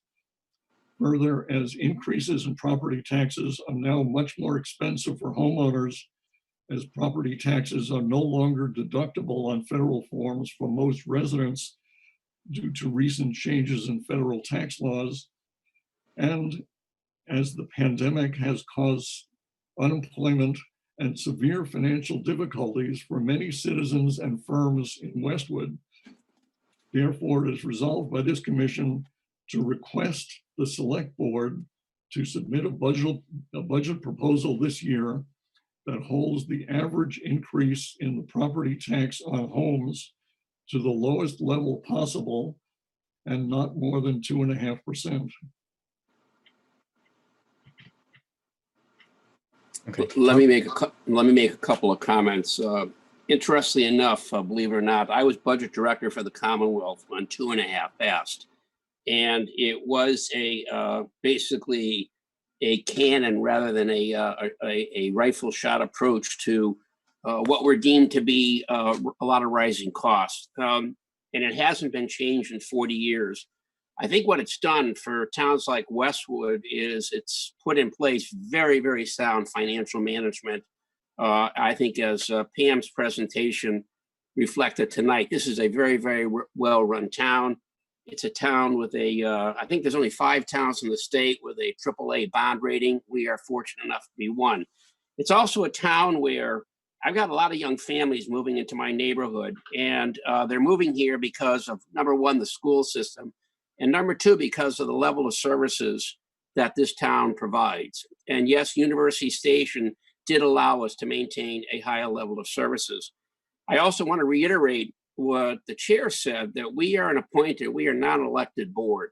And I think this type of policy shift in our role is very, very inappropriate for an appointed board. It really is a policy issue, in my opinion, that needs to take place at the selectmen's level. I am sensitive to the fact that, for some folks, that this is not a cheap town to live in.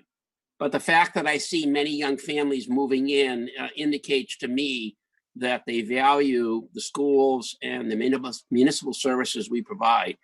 The other thing I would say is we can influence budgets when we have the municipal committee that meets with all department heads, that goes through their concerns.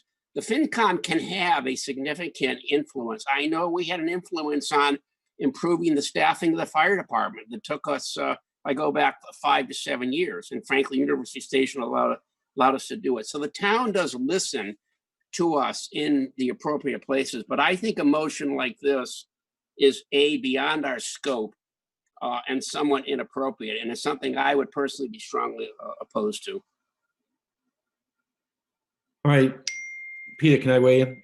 Yes, Mike, go ahead. I agree with George. It's definitely, in my interpretation, an overreach of what our responsibilities are or what I signed up for, quite frankly.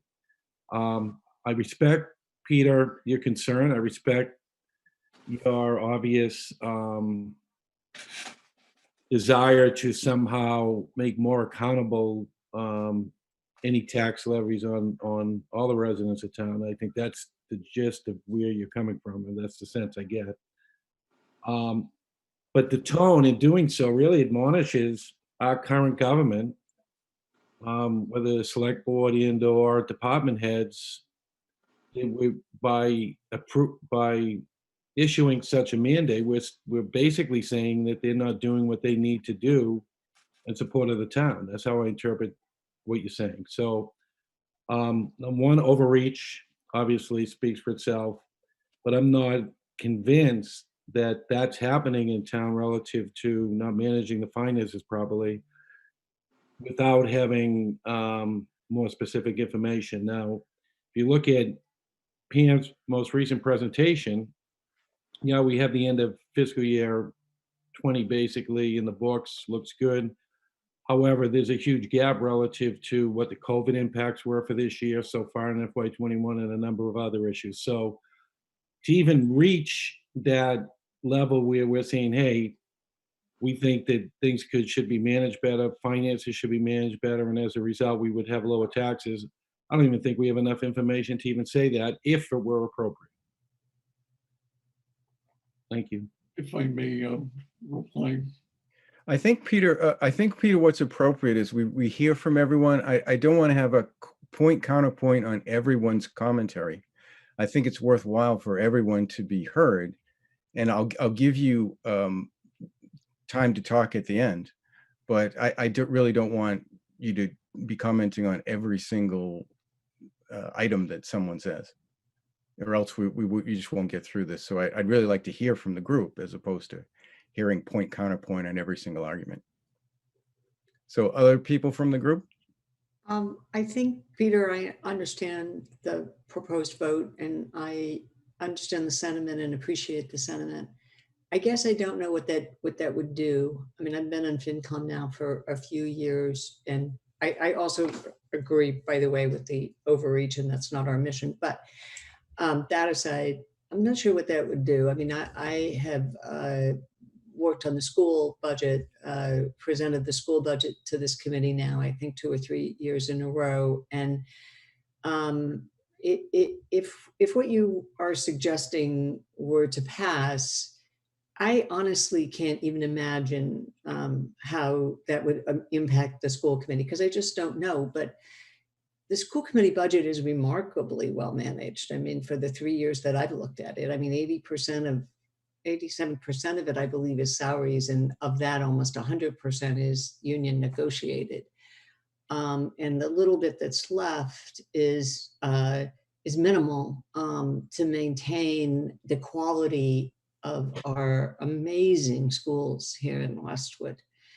So I can only speak to the school budget because it's really the only one I know. But I would be remiss, I think, in my role on this committee to support anything that tried to direct them in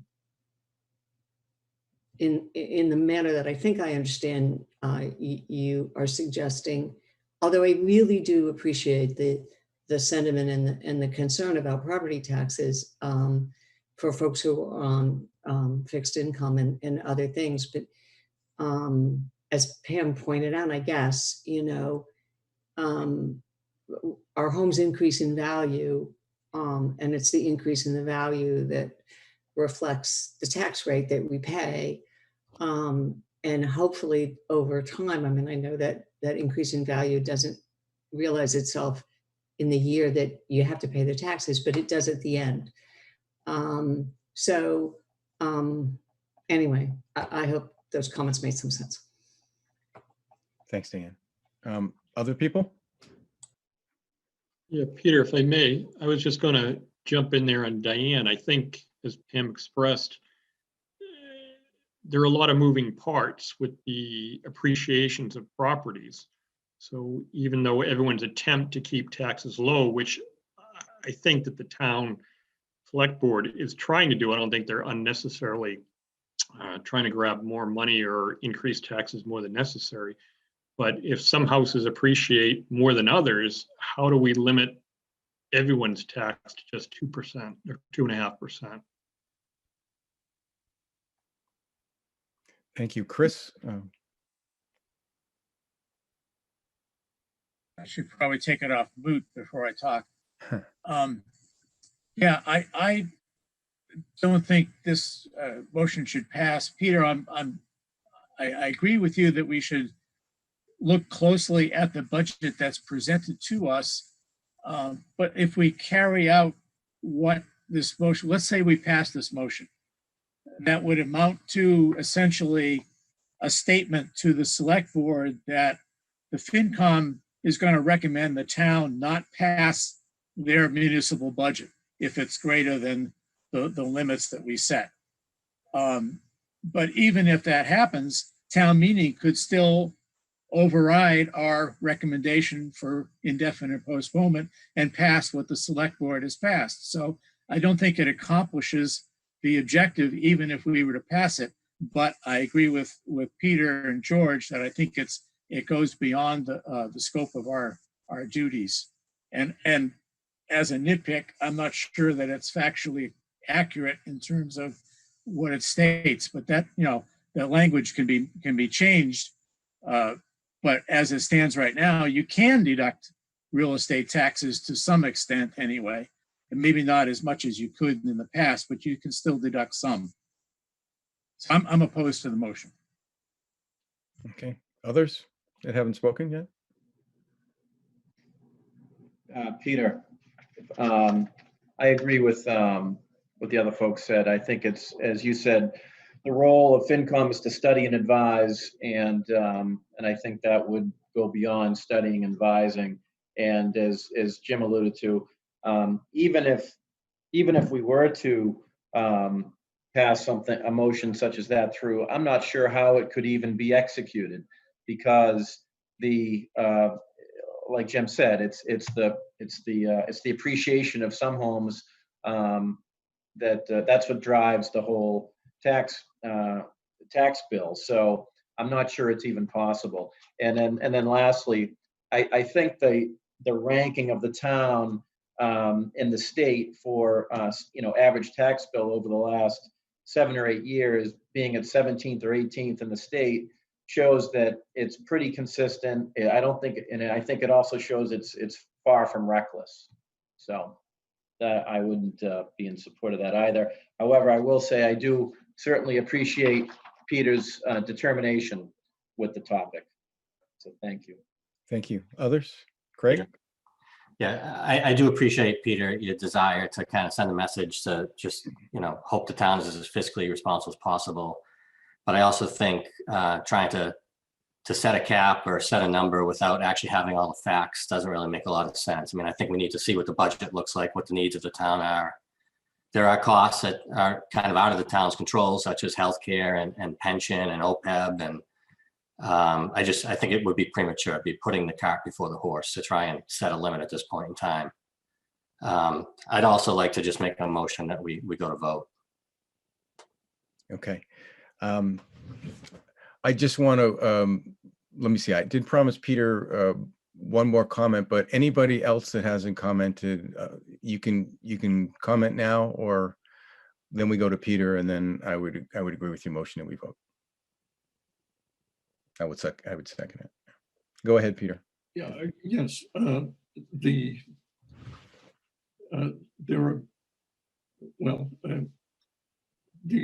taxpayers as a group have paid an increase of 3% this year, and they will be, and 3% last year, and 2% the year before that, and 4.6% the year before that. There are many taxpayers in Westwood who are uncomfortable with those increases. And I think we are on pace to see another substantial increase this year, perhaps 3% or more. That is for the taxpayers as a group. I understand the process by which that tax increase is allocated across the various properties in the town. But there are many people who are uncomfortable and face financial difficulties now. And we have a responsibility to the taxpayers, not just to the government of the town of Westwood. I think our point, Peter, is that we're not shirking that responsibility. We're still going to be reviewing those budget, making recommendations, and in many times, as I gave you an example before, recommending that money doesn't get spent. So just by not approving this as it is doesn't mean that we aren't going to be making recommendations, holding the town to what we recommend is a fiscally responsible budget. So I guess Craig has made a motion that we vote. Is there a second on that motion? Second. Okay, thank you. Jane, could you call the roll so people can vote? And just to reiterate, this is not a warrant, so I'm going to ask Jane, do we vote yes or no, or yes or indefinite postponement for Peter's motion? Yeah. Peter. Say that again? Just going to back to you. I think that probably the most efficient way to that. You're going in and out on us here. Sorry. I think what the most efficient way to do this is to say you are going to vote Peter Higgs' motion unless you want to read it again. Should I read it again?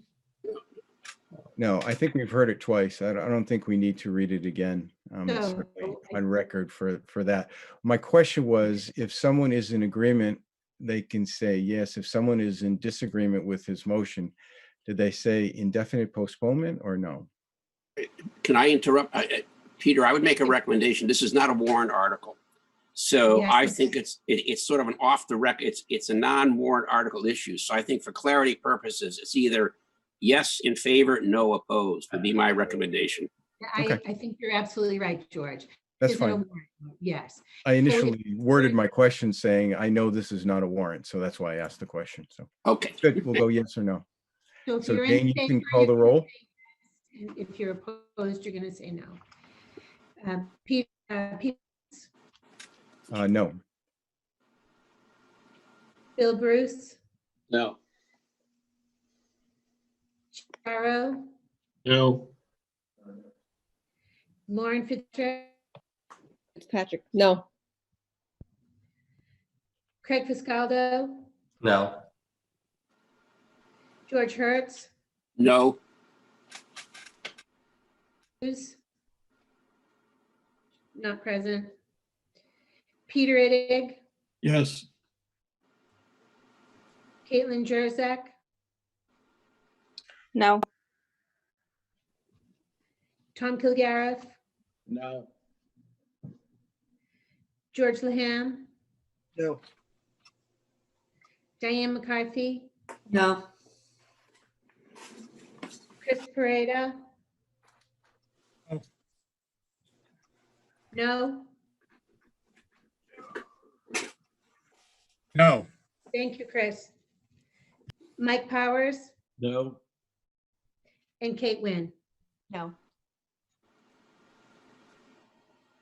That's 13 opposed and 1 in favor. Okay, I mentioned before I had a very minor topic for new business, which would be a discussion on our start times. So we've always, or at least my experience is, we've started these meetings at either 7 or 7:30. Things have changed. I think we'll probably be doing Zoom meetings for a while, maybe all year.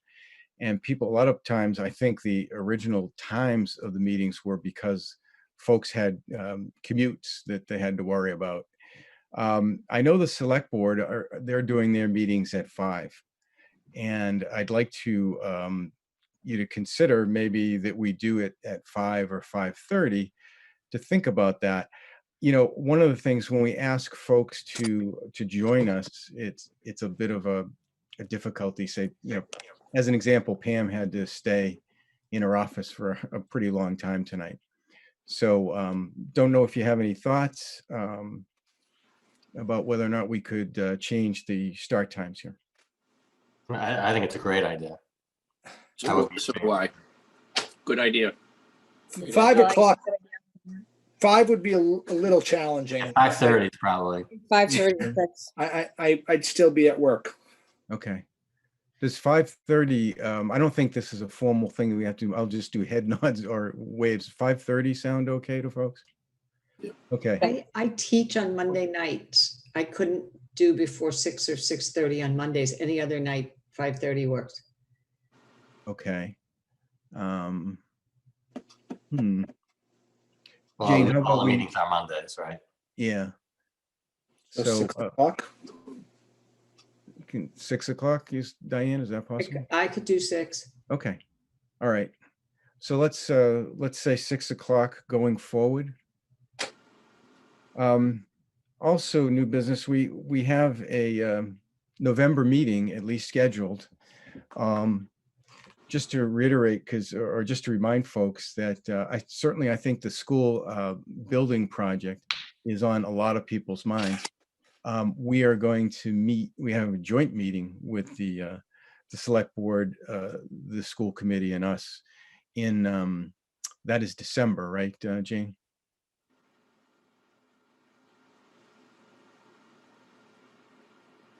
Maybe you're mute there, Jane? Yes, I got it. Thanks. It is 14th, and that's a joint school. Right. And So right now, I don't have specific topics for a November meeting. I know that last year, actually, Jane, I think there was one meeting in the fall that we actually didn't have because we didn't have topics. But are there topics? It would be nice to have a discussion here, but I know it's getting late. If folks want to bring up topics for a November meeting, or if they have topics that come to them, to send it to Jane, and then we'll consider what we could do for a November meeting. All I'm saying right now is we really don't have an agenda for November. So anything come to mind to folks? Peter, just one question about that joint meeting in December. It's December 14th, which is a Monday. Since it's a joint meeting with the select board and the school committee, and you just mentioned that the select board holds their meetings at 5, does that mean that that December 14th meeting is going to be earlier than 6 o'clock? no, so we don't have a definite yet, but I think the school committee was leaning around 7 o'clock for the game, the 14th. If you have It feedback, doesn't make any difference to me. I'm just worried about other people. if you have feedback, I'd certainly bring it back to them, but I think they were talking about 7 o'clock. Yeah, I think 7 would be fine based on what we've heard. As a one-time thing to get everybody involved. Okay, so how about I leave it at this? Folks that have topics, please send them to Jane, and then Jane and I will review that for a potential November meeting. Peter, there was 2 things I wouldn't mind seeing on the next agenda. One being the Shuttleworth project, even though it's been shot down at this point, at least for a point of discussion with the select board folks, just to learn a little bit more about that process. And then the other thing was the school project and the MSBA contribution to that. If that, it used to be a use it or lose it component to that program, but I don't know if COVID changed the rules, and if pushing that project off is a possibility or not. Yeah. Oh, excuse me. I don't know if Diane has an answer to that. My sense is that it is a use it or lose it proposition, but I don't know. Certainly that would be discussed in the December meeting, but Diane, you may have commentary on that. I don't have a definitive answer on that. I went to the last school board meeting and the last school building committee meeting, but that didn't come up, Tom. So honestly, I don't know the answer. And actually, as a follow-on to that with Tom, it was about a month or so ago that I had asked John about, did the town look at kind of a cost analysis of the town actually, instead of leasing out the property, doing the project themselves. And he had put me in touch with Tom Philbin, because I just want to know, did the town look at that as an option? And at that time, Tom said they did. I asked to see a copy of that analysis. He said he would get it for me, and I've since spoken to him twice. Most recently is today. He doesn't have it, but I thought it was just, from my perspective, just more of a process-driven question, like how thoroughly was this type of project vetted? How was phase one vetted? Is there room, whether or not it needs kind of, town meeting approval, but is that something FinCom can help with going forward? In one of my discussions with Tom, just back of the envelope, I was just trying to get some rough numbers. And he felt like the Shuttleworth project was going to generate $600,000 of gross revenue, of which the town was going to get $60,000. And the project to build, he thought, was $2 million. And that was before tax credits that Amerisco was going to get. Whether the town could get it or not, we probably couldn't. But just on the surface, to me, it seemed like financially we were giving away a lot of economics for 20 years that maybe could have been financed differently if it were to go forward. So I still would like to see that analysis, and maybe that's also a way that we can lend a hand, maybe looking at some of these, because there's going to be more of these projects coming forward, that we can just open up the town's eyes. There are other ways to do it other than just leasing it out and getting 1/10 of the annual revenue. Yeah, they are certainly. They've tasked Tom, as I kind of said up front. They've tasked Tom to look at other alternatives. So I think those could be top of school buildings and carports and those types of things, which would be similar. So we could potentially ask that question or have someone come in to help us out with that. Yeah. So I don't know how we if we add that to our agenda, or if we make a formal request through Pam, from Jane to Pam, but it would be nice to see what that analysis was that they looked at. Okay. And maybe we can shed some more light on helping them with future projects. But I just want to make sure that they're not just looking at it as incremental revenue of $60,000. It doesn't cost the town anything, because it does cost the town something. They're appropriating town assets, and we should be making sure that they maximize a return on those assets. And Peter, as Craig said, it's a question of also sort of diving into the process, because one thing that Pam said, according to Dan Bailey, that the town had the right to build it, and the select board had the authority to approve it without town meeting approval. So, so I was surprised to hear that. And so I think that diving into that process a little bit to sort of kick this project around in the numbers, like Craig said, but also for whatever future projects down the road may qualify for those same rules, that we'd like to have maybe a kick at the can. Yeah. Okay. Sorry. I just wanted to piggyback on what they just said. If we're going to have Tom in front of this group, I'd love to understand all the opportunities for him to be to get a holistic view of the resources that we have here in town, and why we're using some in one way and why we're not. Is it an economic call, or is it driven by something else? Just to make sure that people in the town understand that we at least know what the inventory is of possible sites, and why we're choosing them and why we're not. Okay. All right. Good input. Anyone else? Okay, thanks. One other thing that we have on our business is to approve the September 2020 meeting minutes. Jane has previously sent those out. Is there a motion to approve those? So moved. Second. Okay. Jane, you want to go through the roll to approve those? Yes. Peter Lentz, Yes. Bill Bruce, Yes. Jim Ferraro, Yeah, I wasn't in full attendance, so I'll abstain. okay. Lauren, Yes. Craig, you weren't there, you weren't Yeah, on the board. I'll George abstain. George Hertz, Yes. thank you, George. Peter Ittig, Yes. thank you.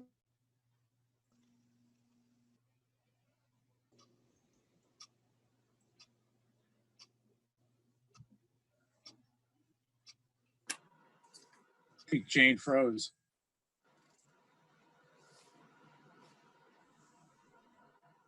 Caitlin, Yes. thank you. Tom, Yes. Diane, Yes. Chris, Yes. and Mike. Yes. Thank you. And does it make sense, Peter, just to loop back to what Craig's point was around the analysis?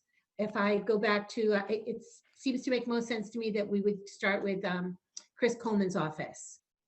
And does that make sense to you, Craig? If I loop I think back? so, yeah. And you can just tell Chris that Tom said they did look at some sort of analysis. Yes, I'll see if I can move back and get that at least Thank sent you. out to the board. Okay, Kind of a lease versus buy analysis. Exactly. Yeah. perfect. Parenthetically, when we were setting up this meeting, I had a lot of questions like you were just mentioning, Craig, and I sent those to Jane to forward those along to get those in our meeting. And then the select board voted to kind of scuttle the Shuttleworth property. And so I Right. kind of pulled them back for the time being. Yeah, I think that makes sense. Yeah. Yeah. I think it's just kind of looking at the process and seeing where we can be helpful. Yeah. Yeah. I think it's a good point because there we're getting ahead of things as opposed to, hearing about it after the fact. Right. Okay. And Peter, could I ask you to please forward your motion to me for our record? I have your statement. That would be great. Yes, I will send it. Thank you, Peter. Okay. I think this was a really good meeting. I appreciate all the discussion that we had, and I'm glad to hear from everyone because we really want to have meetings where we really have a lot of different viewpoints and everything. I think we learn a lot when we hear from everyone. So I think I'm ready. If anyone wants to make a motion to adjourn here. Like a motion to adjourn. Okay. Thanks, Mike. And I'm just going to call the roll. Peter Lenz, Yes. Bill, Yes. Jim, Yes. Lauren, Yes. Craig, Yes. George, Yes. Peter Ittig, Yes. Caitlin, Yes. Tom, Yes. George, Yes. Diane, Yes. Chris, Yes. Mike, Yes. and Kate. Yes. Thank you, everybody. Great.